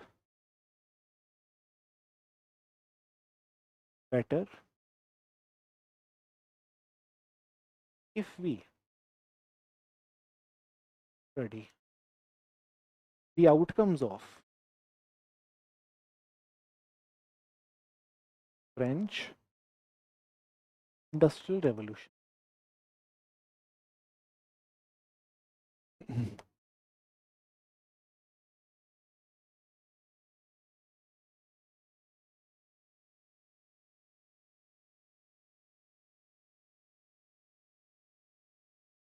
और French Revolution के outcome जैसे मैंने आपको बताया, major cause of French Revolution was Enlightenment, but it was not the only cause. There were many reasons. France was having battle with Britain, okay, 7-year long battle with England, and France had also experienced some kind of deficit because of Queen's expenditure. It was also seen as Madam Deficit. बहुत reason बोले जाते हैं France में revolution के पीछे. Economic, political, people had some kind of disgruntlement against the regime. All those culminated in the revolution, France. And when it comes to industrial revolution was again a total change in the way you produce goods. Earlier people used to produce goods by hands, manually. But with industrial revolution, goods were now going to be produced by machines in a factory system. Okay, this was a change in the way you produce things. Earlier people used to produce things in their home, because work and home, workplace and home both were one. एक वक्त होता था जब work from home ही होता था, because work place और home एक ही होता था. आज हम बोलते हैं वर्क फ्रॉम होम एक अलग तरीके से, क्योंकि वर्क प्लेस अलग हो चुका है। बट ये वर्क प्लेस का अलग होना होम से ये शुरू कब हुआ था? When workplace became separated from home, this was the time industrial revolution, because factory was located in the cities, in the towns, and people had to migrate to factories or cities or towns to get the jobs. They had to leave their villages, they had to leave their homes. That is how home and workplace became separate during industrial revolution. Also, industrial revolution was known for higher productivity, of course. With the machines coming into place, you will have more and more outcome in less and less time.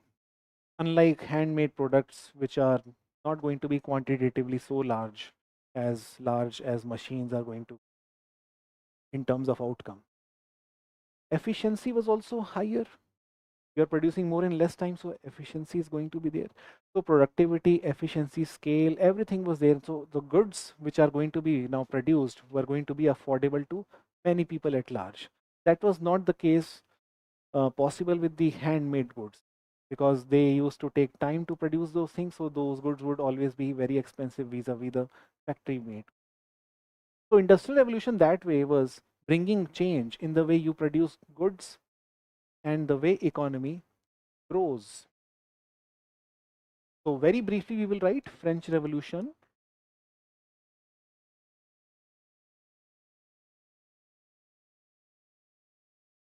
was late 18th century event that brought upheaval,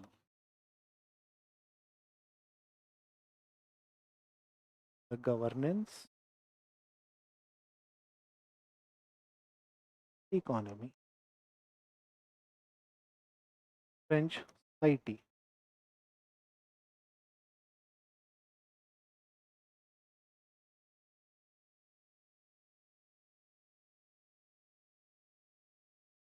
It introduced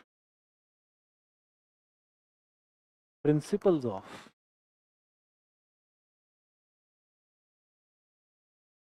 one man, one vote.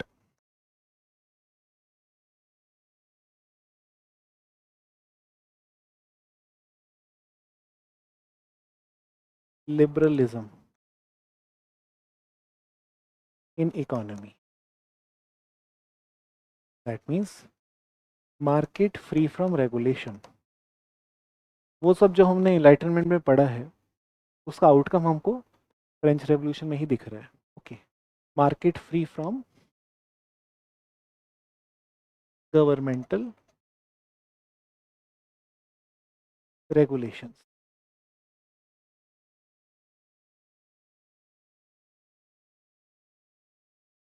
Individual rights.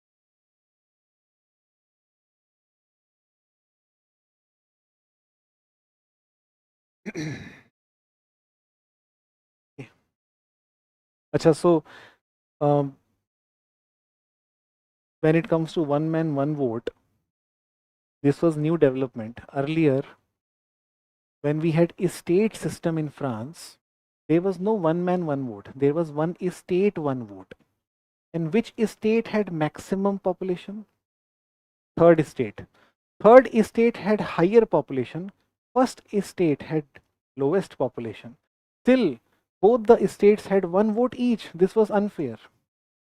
And that was corrected by one man, one vote instead of one estate, one vote. Because if the three estates would vote together for anything in their so-called estates general, जिसको parliament बोल सकते हो उस वक्त का, so of course third estate was always going to lose because first and second were friends, right? So first and second estates would put their vote. It is going to be 2 versus 1 all the times, and third estate will always lose. So third estate never felt that governance is representative enough of the concerns of the majority. That is how, eventually French Revolution had to take place, and one man, one vote as a concept was introduced, keeping Locke's principles in mind, John Locke's, because he was the person who talks about the natural rights of life, liberty, and property, which he believed every man is born with and he should be granted the same right. Okay, so but you don't need to go into those details, you just need to know the basics. And what is so prominent about industrial revolution?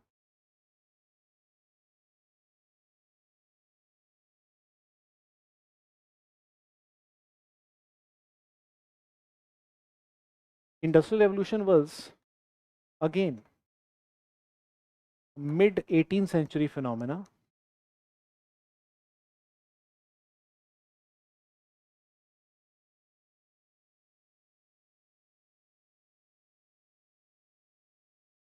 that brought changes in the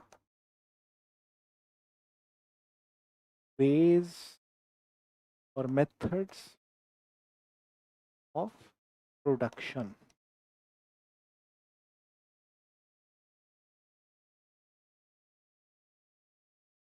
Methods of production.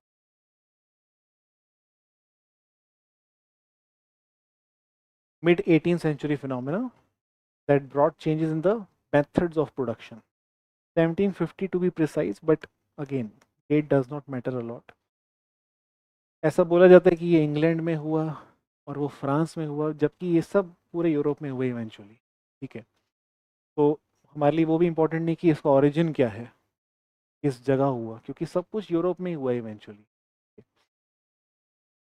Whatever principles are developing in France are going to get spread across Europe. Whatever principles developing in England going to get spread across Europe. And what are the things introduced by Industrial Revolution? It introduced principles of mass production,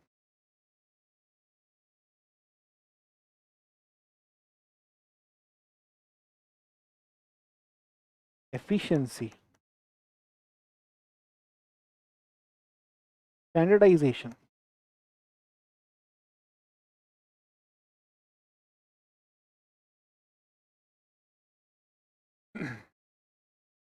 and machine or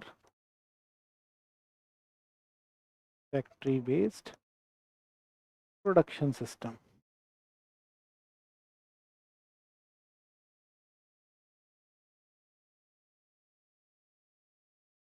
Very briefly, we will understand the meaning of these terms. Mass production, you understand?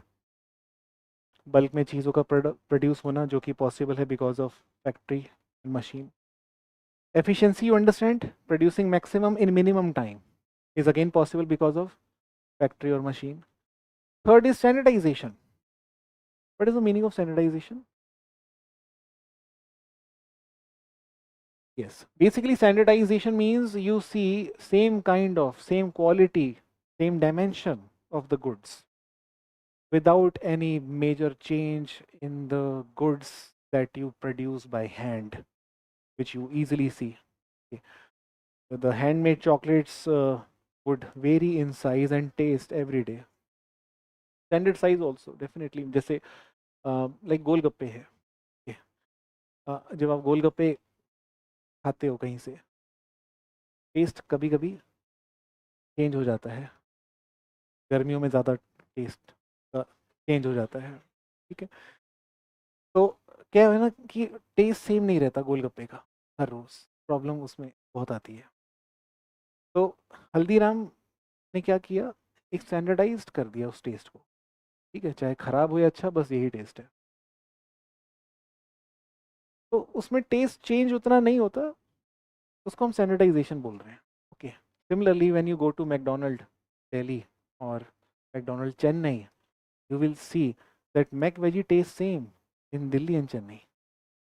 But if you have a vegetable burger from any local shop, you will see change in the taste every day in the same shop itself. Okay. So that is what we call a standardization. It was possible because of machines and factory based system, because you give input to machine. An assembly line is made keeping dimensions and standards in perspective. This was possible due to Industrial Revolution. Now, we need to understand that all these are bringing change in the economic domain of European society. And French Revolution is bringing change in both political and economic domain. But Industrial Revolution is concerned mainly with the goods aspect, production aspect. That is concerned with ideas, not goods. French Revolution is more about ideas, new ideas, and this is concerned more about material conditions. So French Revolution is more about new ideas, and this is more about new material conditions.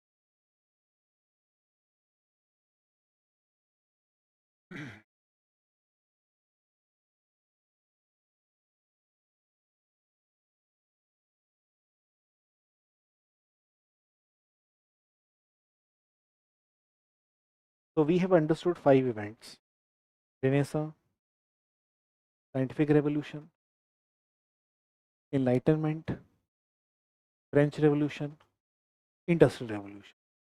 Okay. Now last step is counter revolutionary, है ना, जिस पे हमें आना है. Counter revolutionary is going to be reaction to all these 5. You can simply assume. Majorly, it's a reaction to French and Industrial Revolution, but you will see to some extent they are reacting to the earlier ideas given by Renaissance, Scientific Revolution. Yeah.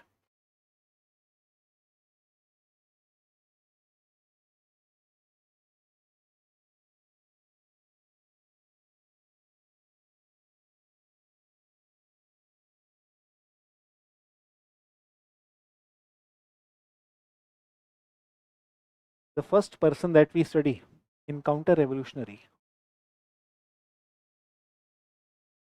will be Karl Marx.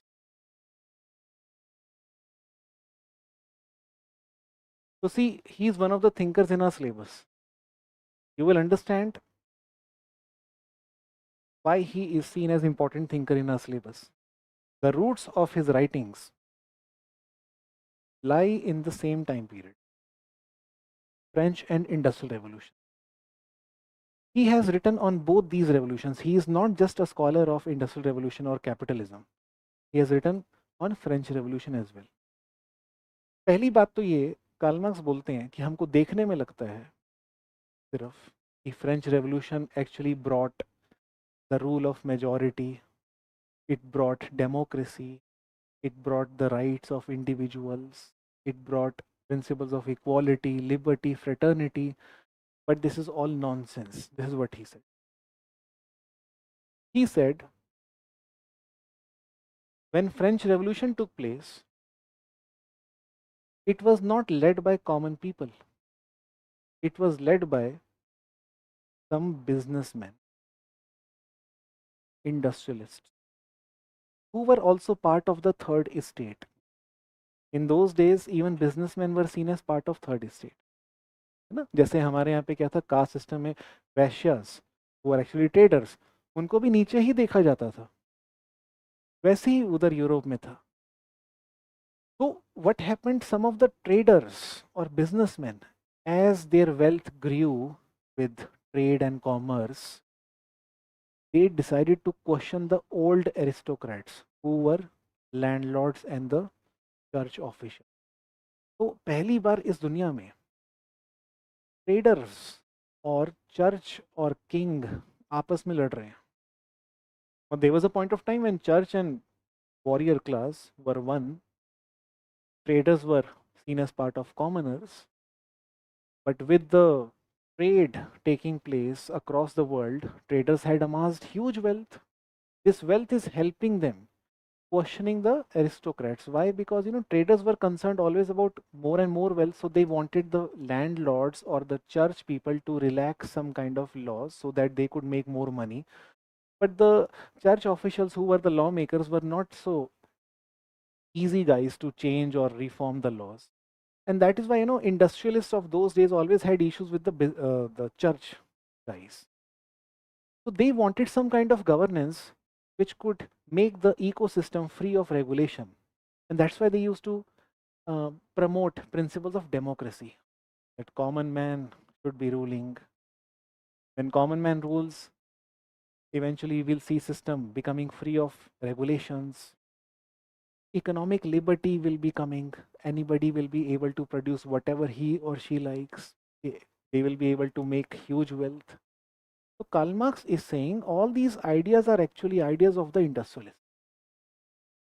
And industrial evolution is going to help them more than the common people. Because what is happening to common people? Common people are going to be exploited every day in the factory. Industrial revolution किसके लिए helpful है eventually? Businessman के लिए. Why? See, think like this. With industrial revolution, economy scaled definitely, right? Like our GDP is also growing decade by decade. But do you also notice the concentration of wealth? GDP is growing, but wealth is not getting distributed equally. Wealth is getting concentrated in hands of few people. So you would see top 100 or 200 people, or maybe 1% of the society amassing huge wealth, but majority of the people not having enough wealth. This idea was introduced for the first time by Karl Marx when he saw the other side of the industrial revolution that we usually are not aware of.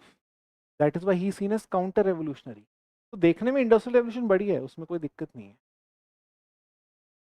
Factory आ रही है, jobs मिल रही हैं, standardisation हो रहा है, सामान सस्ता मिल रहा है और मास प्रोडक्शन हो रहा है, कम टाइम में प्रोड्यूस हो रहा है. बट इन सब में वर्कर्स की हालत क्या हो रही है? In those days there was no labour ministry. आप बस इतना समझो, आज मिनिस्ट्री ऑफ लेबर है ना. इन दोज डेज, अच्छा मिनिस्ट्री ऑफ लेबर क्यों एग्जिस्ट करती है? Why there is no ministry of students? सोचो, आप देखो, हमारा काम सिर्फ सोचना है. मिनिस्ट्री ऑफ लेबर है, मिनिस्ट्री ऑफ स्टूडेंट्स नहीं है. ये जो ऑर्डर हमने बनाया हुआ है, हमने फॉर ग्रांटेड ले लिया है. तो कल को क्वेश्चन करने हैं इन सब ऑर्डर को ना, क्योंकि तभी लाइफ में चेंज आता है, right? Ministry of labour exists because labor body have had issues in the past with the entrepreneurs or the owners of the industry. They used to make unions and they used to fight with the owners for minimum wage. They used to fight with the owners for conditions of the factory, for basic amenities like water or food, for breaks they used to fight. Eventually, when we realized as we progressed that labor body is very important definitely for many purposes, because they are the hands of our society. That is when eventually Ministry of Labor developed all over the world. But this would not have developed without concern expressed by Karl Marx. He was one of the first one who have talked about the concerns of labor. Understood? So हमें अभी के लिए इतना समझना है, Karl Marx believed that industrial revolution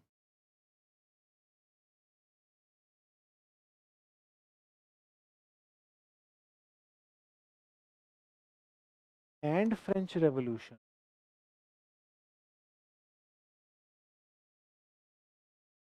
benefited tiny minority of industrialists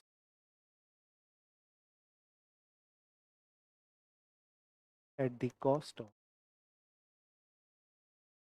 majority of common people, is worker.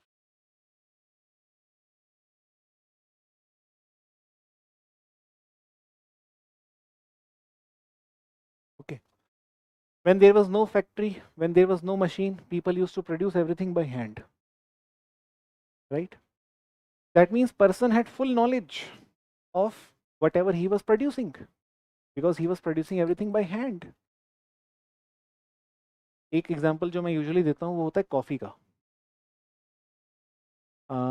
You know this term Barista. Barista मतलब एक company तो है ही, चलो ठीक है, लेकिन बरिस्ता टेक्निकली बोला जाता है उस इंसान को जो कॉफ़ी बनाता है, कॉफ़ी बनाना आता है. आज की डेट में जब आप बरिस्तास को देखते हो तो they don't know how to make coffee, they just know how to press buttons. उनको कॉफ़ी बनाना नहीं आता है. They are not brewers, they can brew coffee, they can press buttons, those buttons in the machines which will brew the coffee. Okay, that means man has become dispossessed of his knowledge which was possessed by him at one point of time. ये किसकी वजह से हुआ? Machines की वजह से. Okay, अब ये इसमें गलत क्या, आप ये सोचोगे इसमें गलत क्या कि चलो ठीक है मैन के पास अब नॉलेज नहीं रही तो उसके पास, अब ये सोचो कि अगर आपने उस इंसान से जो प्रोडक्शन टेक्निक्स हैं, उसका जो इंटेलेक्ट है वो सब उससे हटाकर मशीन में डाल दिया है, वो इंसान क्या करेगा eventually? He will become simply a cog in the wheel. Every day he will just press buttons. He will never feel excited at workplace. कोई इंसान आपने देखा है जो बोले कि मैं बहुत खुश हूँ अपने काम से? सब बोलते हैं बोर हो गया यार, मैं बोर हो गया. जॉब लगी उस जिस दिन पार्टी हुई, एक साल बाद वो भी बोर है. 3 साल नौकरी करी ये सोच के कि मेरी तो उससे बेटर है लेकिन चौथे साल इसको भी बोरिंग शुरू हो गया. हम सब बोर क्यों होते हैं काम पे? हम इसलिए काम पे बोर होने लग गए हैं, सिंपल सी बात है, क्योंकि हम सब रिपीट कर रहे हैं अपने काम. पहले इंसान रिपीट नहीं करता था अपने काम. पहले मतलब कितना पहले? Before industrial revolution people used to feel creative every day at workplace. They had full freedom to make whatever they want to make in whatever time they want to make. Like if somebody wants to make a watch, he had full choice to choose the color of the watch that he's going to make. He had full choice to also set the price of this watch. He had full choice to also decide what kind of material is going to go into the making of the watch and how many breaks will he take per day or per week, or will he take or not. Everything was decided by him. But with industrial revolution, with factories coming in, like factory of watch or Titan or any other company, these people are not going to decide when are they going to take break. These people are not going to decide which kind of wrap are they going to use. These people are not going to decide how much they will charge for the watch. They are going to get paid monthly. Once they have to repeat the motions every day, machines will be doing and they will just supervise and see, yes, yes, fine, fine, fine, verified. So people naturally get bored at workplace. So Marx was concerned about the basic human being. He was saying man essentially is a productive human. Man essentially is a working human. And with machines coming in, you have dispossessed the man of his productivity and of his creativity. And man has become simply a robot or machine like person who's repeating the motion every day in the same fashion. And he's also becoming completely devoid of his basic, what we call as decision to take the breaks, how many breaks, etc. So man is becoming like an animal. He's reduced to cog in the machine. This is what his basic argument is. Okay, इसको भी हम लिख लेते हैं. Workers have become dispossessed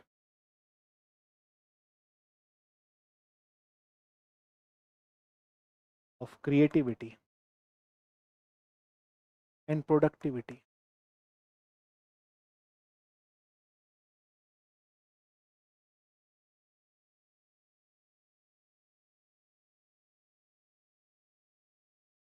they are reduced to cogs, the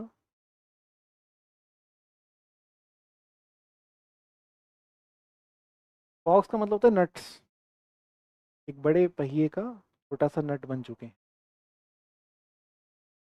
और नट का motion आपको मालूम ही है, एक जैसा ही होता है, ठीक है। तीसरा कार्ल मार्क्स क्या बोलते हैं? Work has become degraded.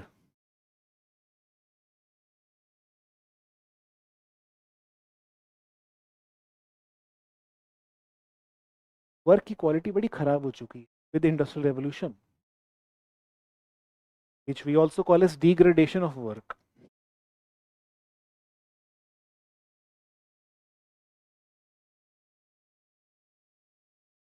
Work की क्वालिटी खराब कैसे होगी?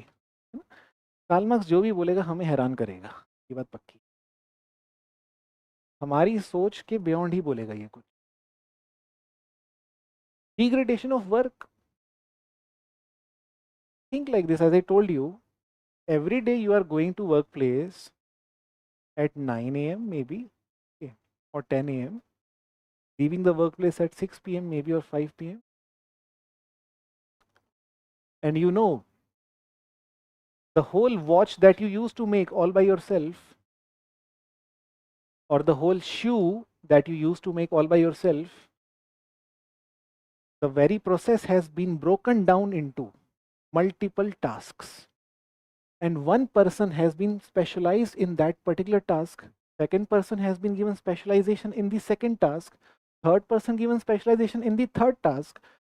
That means all the tasks which you yourself used to know has now been given to different people, and now you are doing only 1/10 of the whole work that you used to do all by yourself at one point of time.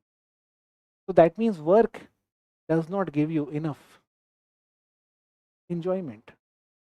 Work does not feel pleasing anymore because you're doing 1/10 of the work. आप imagine करो, the software engineer, the coders, Google, in Microsoft, they're not happy with coding. Why? Because many of them do not even know what they are coding it for. ये code किसके लिए बनाया जा रहा है?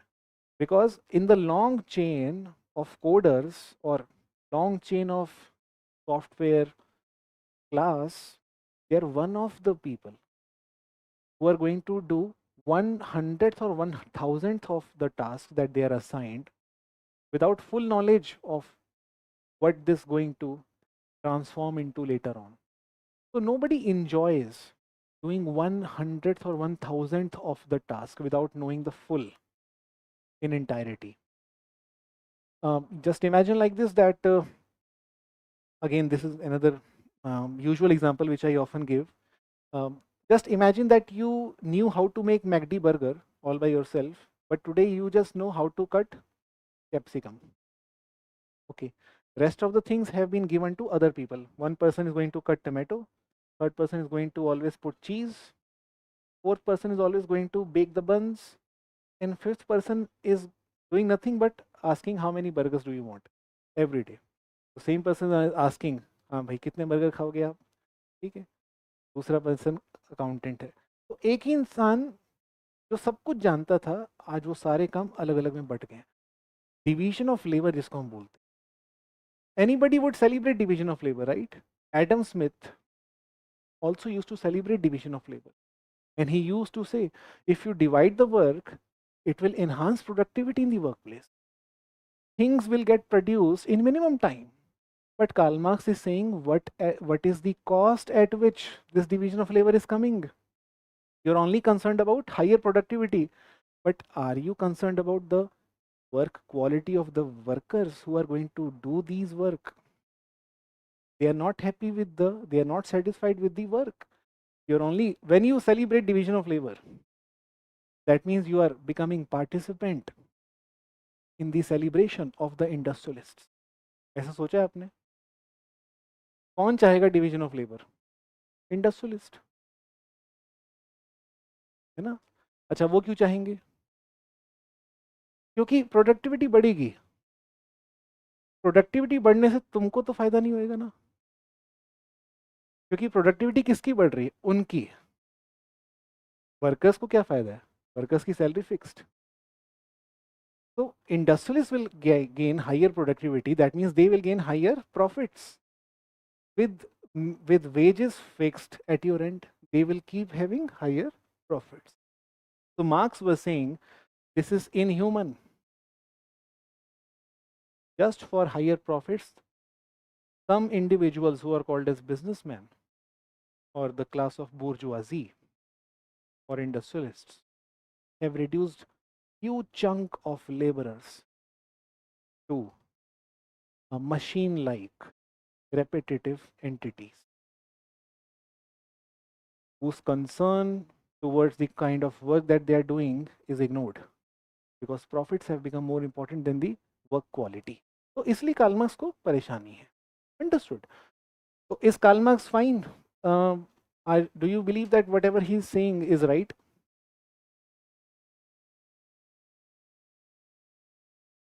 Some aspects of his writings will always be appreciated. Some aspects of his writing will not be appreciated, but we will get into those discussions later on. But for the time being, we should know why is he called as counter-revolutionary?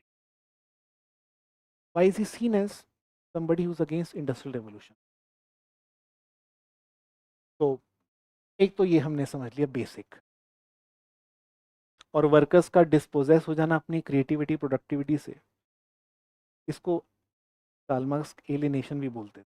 Okay, but अभी वो terms ज़्यादा हमको समझने की ज़रूरत नहीं है. फिलहाल के लिए उसका जो सेंटिमेंट है वो हमें समझना है. Second person who seen as counter revolutionary is Emile Durkheim.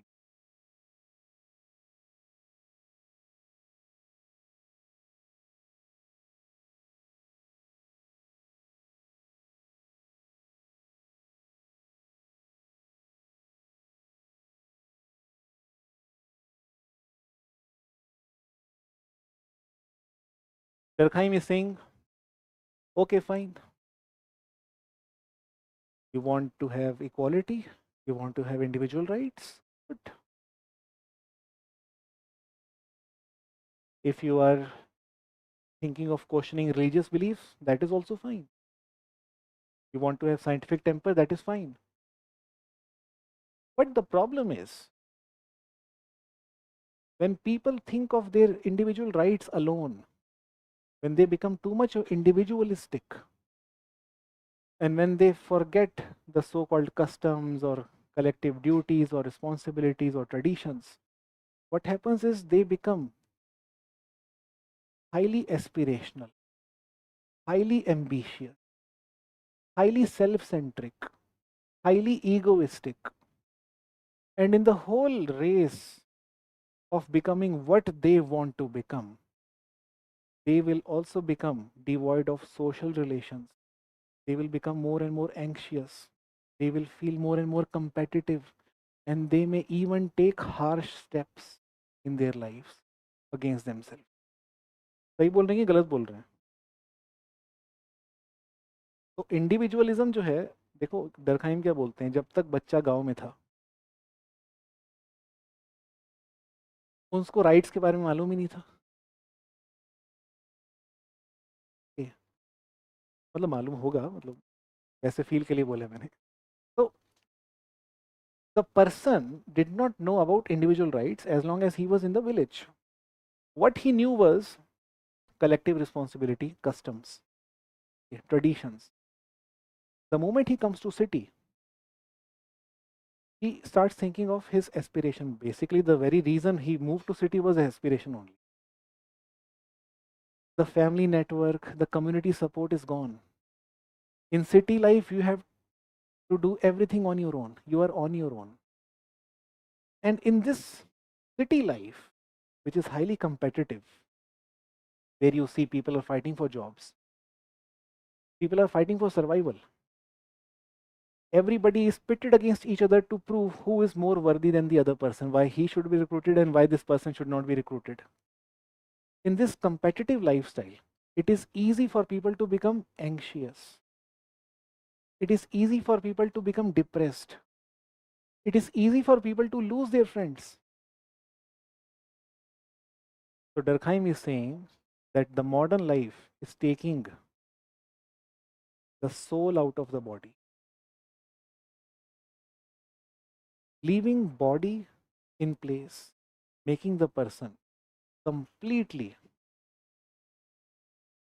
एनॉमिक. एक टर्म वो यहाँ पे कॉइन कर. एनॉमी एक टर्म है बड़ी सिंपल भाषा में. जब तक इंसान के ऊपर कंट्रोल होता है तब तक कुछ हद तक वो ठीक रहता है.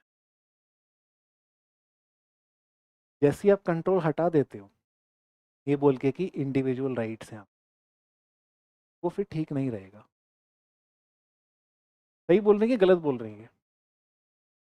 तो Durkheim is saying don't give too much of individual rights. In fact हमारे कॉन्स्टिट्यूशन ने भी इंडिविजुअल राइट्स, किसी भी इंडिविजुअल राइट को एब्सोल्यूट नहीं बोला जाता है. Every individual right is conditional. Okay, subject to certain restrictions, law and order. That means no person can be given absolute individual right. Now imagine a society, hypothetically, where everybody is having absolute individual right. What will happen? Chaos, right? Chaos will happen. Imagine there is no red light and people are free to drive their vehicle at whatever speed they like, at whatever time they like. See what will happen? You will only see chaos. That means some kind of regulation on human is important to maintain stability, to maintain order. है ना, हमारे उसमें ऐसे बोलते हैं law and order maintain करने के लिए. तो लॉ क्या, कि ऑर्डर वर्ड जो लिखा हुआ है इसका मतलब क्या है? What is the meaning of order? Order का मतलब होता है कि एक स्टेबल सिस्टम बना रहे हैं जहाँ पे सब कुछ स्मूथली फंक्शन कर रहा है. और लॉ के होने से माना जाता है ऐसा हो जाता है. और लॉ भी क्या करता है? इंडिविजुअल राइट्स को कंट्रोल कर रहा है. इंडिविजुअल्स को कंट्रोल कर रहा है कि नहीं law? You would see people being governed by police officials, by traffic policemen on the road, by officers, their everyday life. Some kind of control should be there. So Durkheim actually believed French Revolution has brought in too much of freedom. It has brought in too much of individualism, and a healthy society cannot function with some kind of social order. And that is why he is seen as promoter of not just rights but also order along with rights.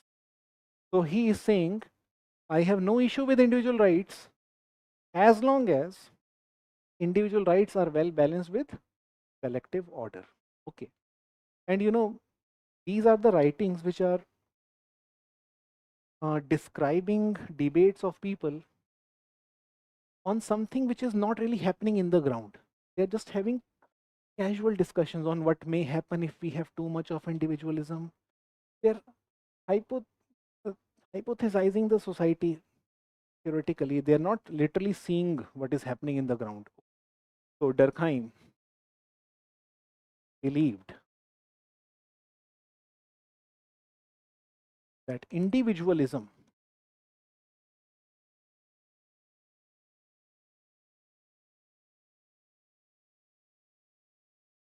may weaken the collective norms or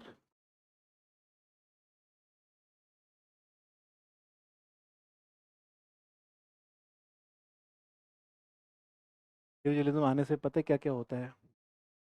दरखाइम दरखाइम बिल्कुल दादाजी की तरह बात करते हैं. ठीक है, ये बोलते हैं कि इंडिविजुअलिज्म आने से लोग क्या क्या करते हैं. लोग, सिंपल भाषा में आपको बताऊं, ट्यूसडे को भी चिकन खा लेते हैं, मेरी मर्जी बोलकर. अब देखो इसमें गलत कुछ नहीं है, पर जिसको गलत लगेगा उसको लगेगा. तो नवरात्रे में लोग चिकन खा रहे हैं, प्याज खा रहे हैं, फॉलो भी नहीं कर रहे, पूरे 9 दिन वेट भी नहीं कर रहे। तो ये क्या, ये किस वजह से हो रहा है? इंडिविजुअलिज्म से, है ना, मेरी मर्जी। इसके लिए कौन सा कोर्ट में कोई सजा है? तो जब टू मच इंडिविजुअलिज्म हो जाता है ना, तो प्रथाओं की इज्जत कम हो जाती है। दरखाइम प्रथा को बचाने वाला आदमी है। वो ये नहीं कह रहा है कि इंडिविजुअल को राइट नहीं मिलना चाहिए, वो कह रहा है कि इंडिविजुअलिज्म की वजह से प्रथाएं नहीं खत्म होनी चाहिए। तो जिस समाज में you have nice balance between the two, that समाज will be stable. Okay, and he is actually against two models of samaj. One samaj which is promoting only individualism, one samaj which is promoting only collective duties and no individualism. He is against both, but he is supporting mixture of or nice balance between the two. This is what he is saying. Okay, so he is just warning us that okay, celebrate French Revolution, but remember, if collective norms get weakened or destroyed, this is going to come at the cost, and individuals will suffer in the long run. Some kind of control is important. So individualism may weaken the collective norms or traditions. We must understand that some kind of control or regulation must be there on individuals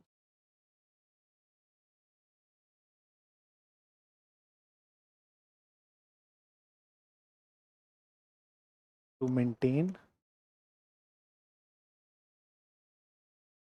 stable society. समझ लो, एक generalisation उन्होंने दे दी। समाज तभी stable है अगर individuals के desires और उसके एस्पिरेशंस पे कुछ कंट्रोल हो, उसकी चॉइसेस पे कुछ control. Understood? Okay. A society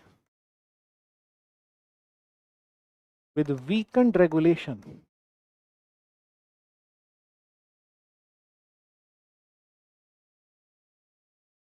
on individuals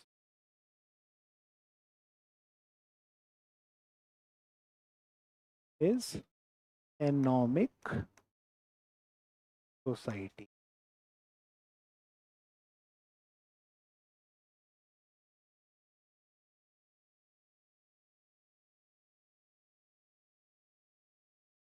A society with weakened regulation on individuals is anomic society. Anomy का मतलब क्या है?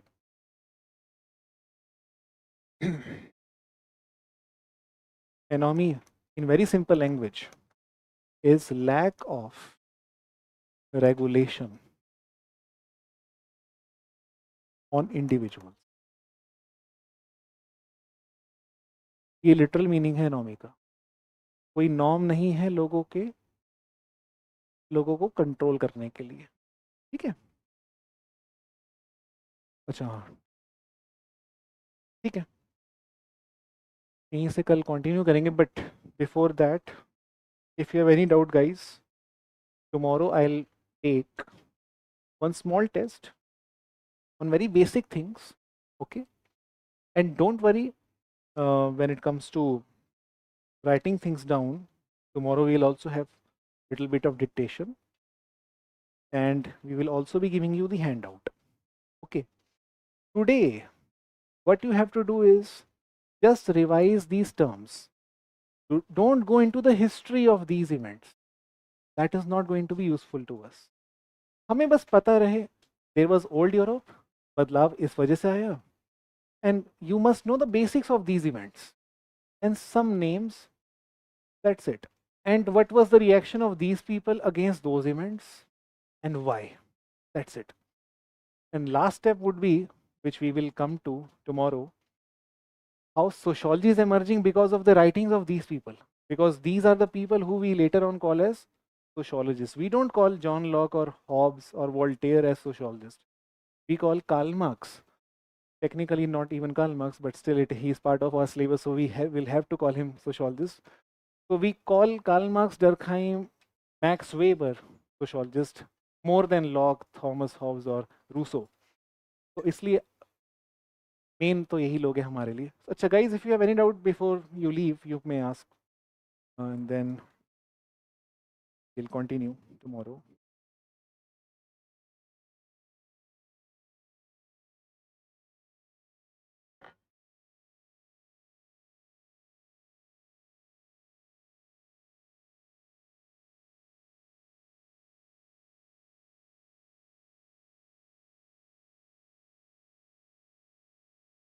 Okay, I'll see you guys tomorrow then. Bye bye.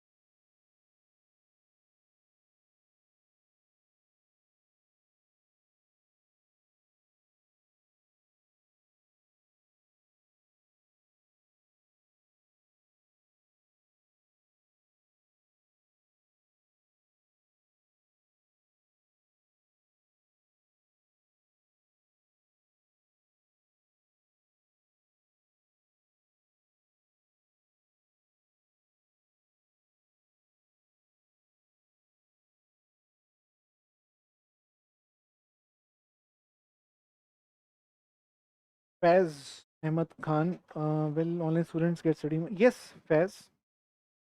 Even online students will get study material. They will get PDF. Rishi Tiwari, sir, please upload handouts one day before class. Sure, sure, Rishi. We will be doing that. How can online students ask their doubts? Online, yes. Online students can ask their doubts through the same portal. Today's class was on YouTube, I think. Tomorrow you will see a portal. एक portal पे होगा. There you will see the option to ask your questions also through same chat mode. So you can ask your questions through chat.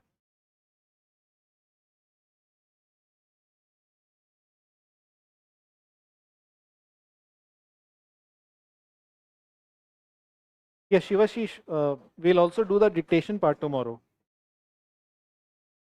Today it was important for me to make you understand the basic principles. कल हम dictation भी करेंगे, and कल you will also get the handouts. Okay. Yes, yes, you can take on 1st June also.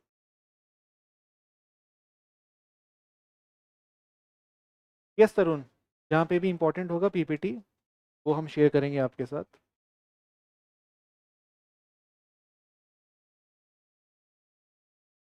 एक second.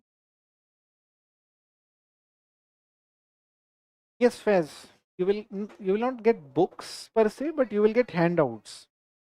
The printed handouts. If you are in the offline mode, you will get printed handouts.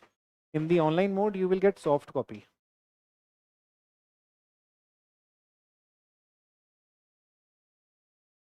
Sure, Samina.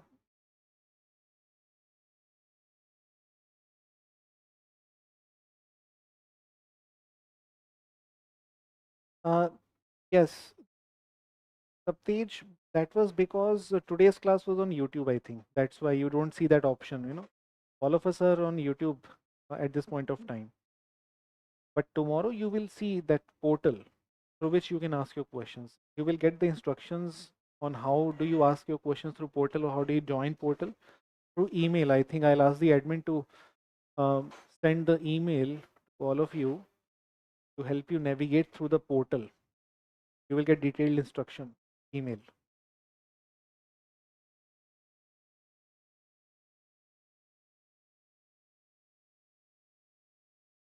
Handouts and dictation अलग होएगा. हाँ मतलब yes, yes, yes.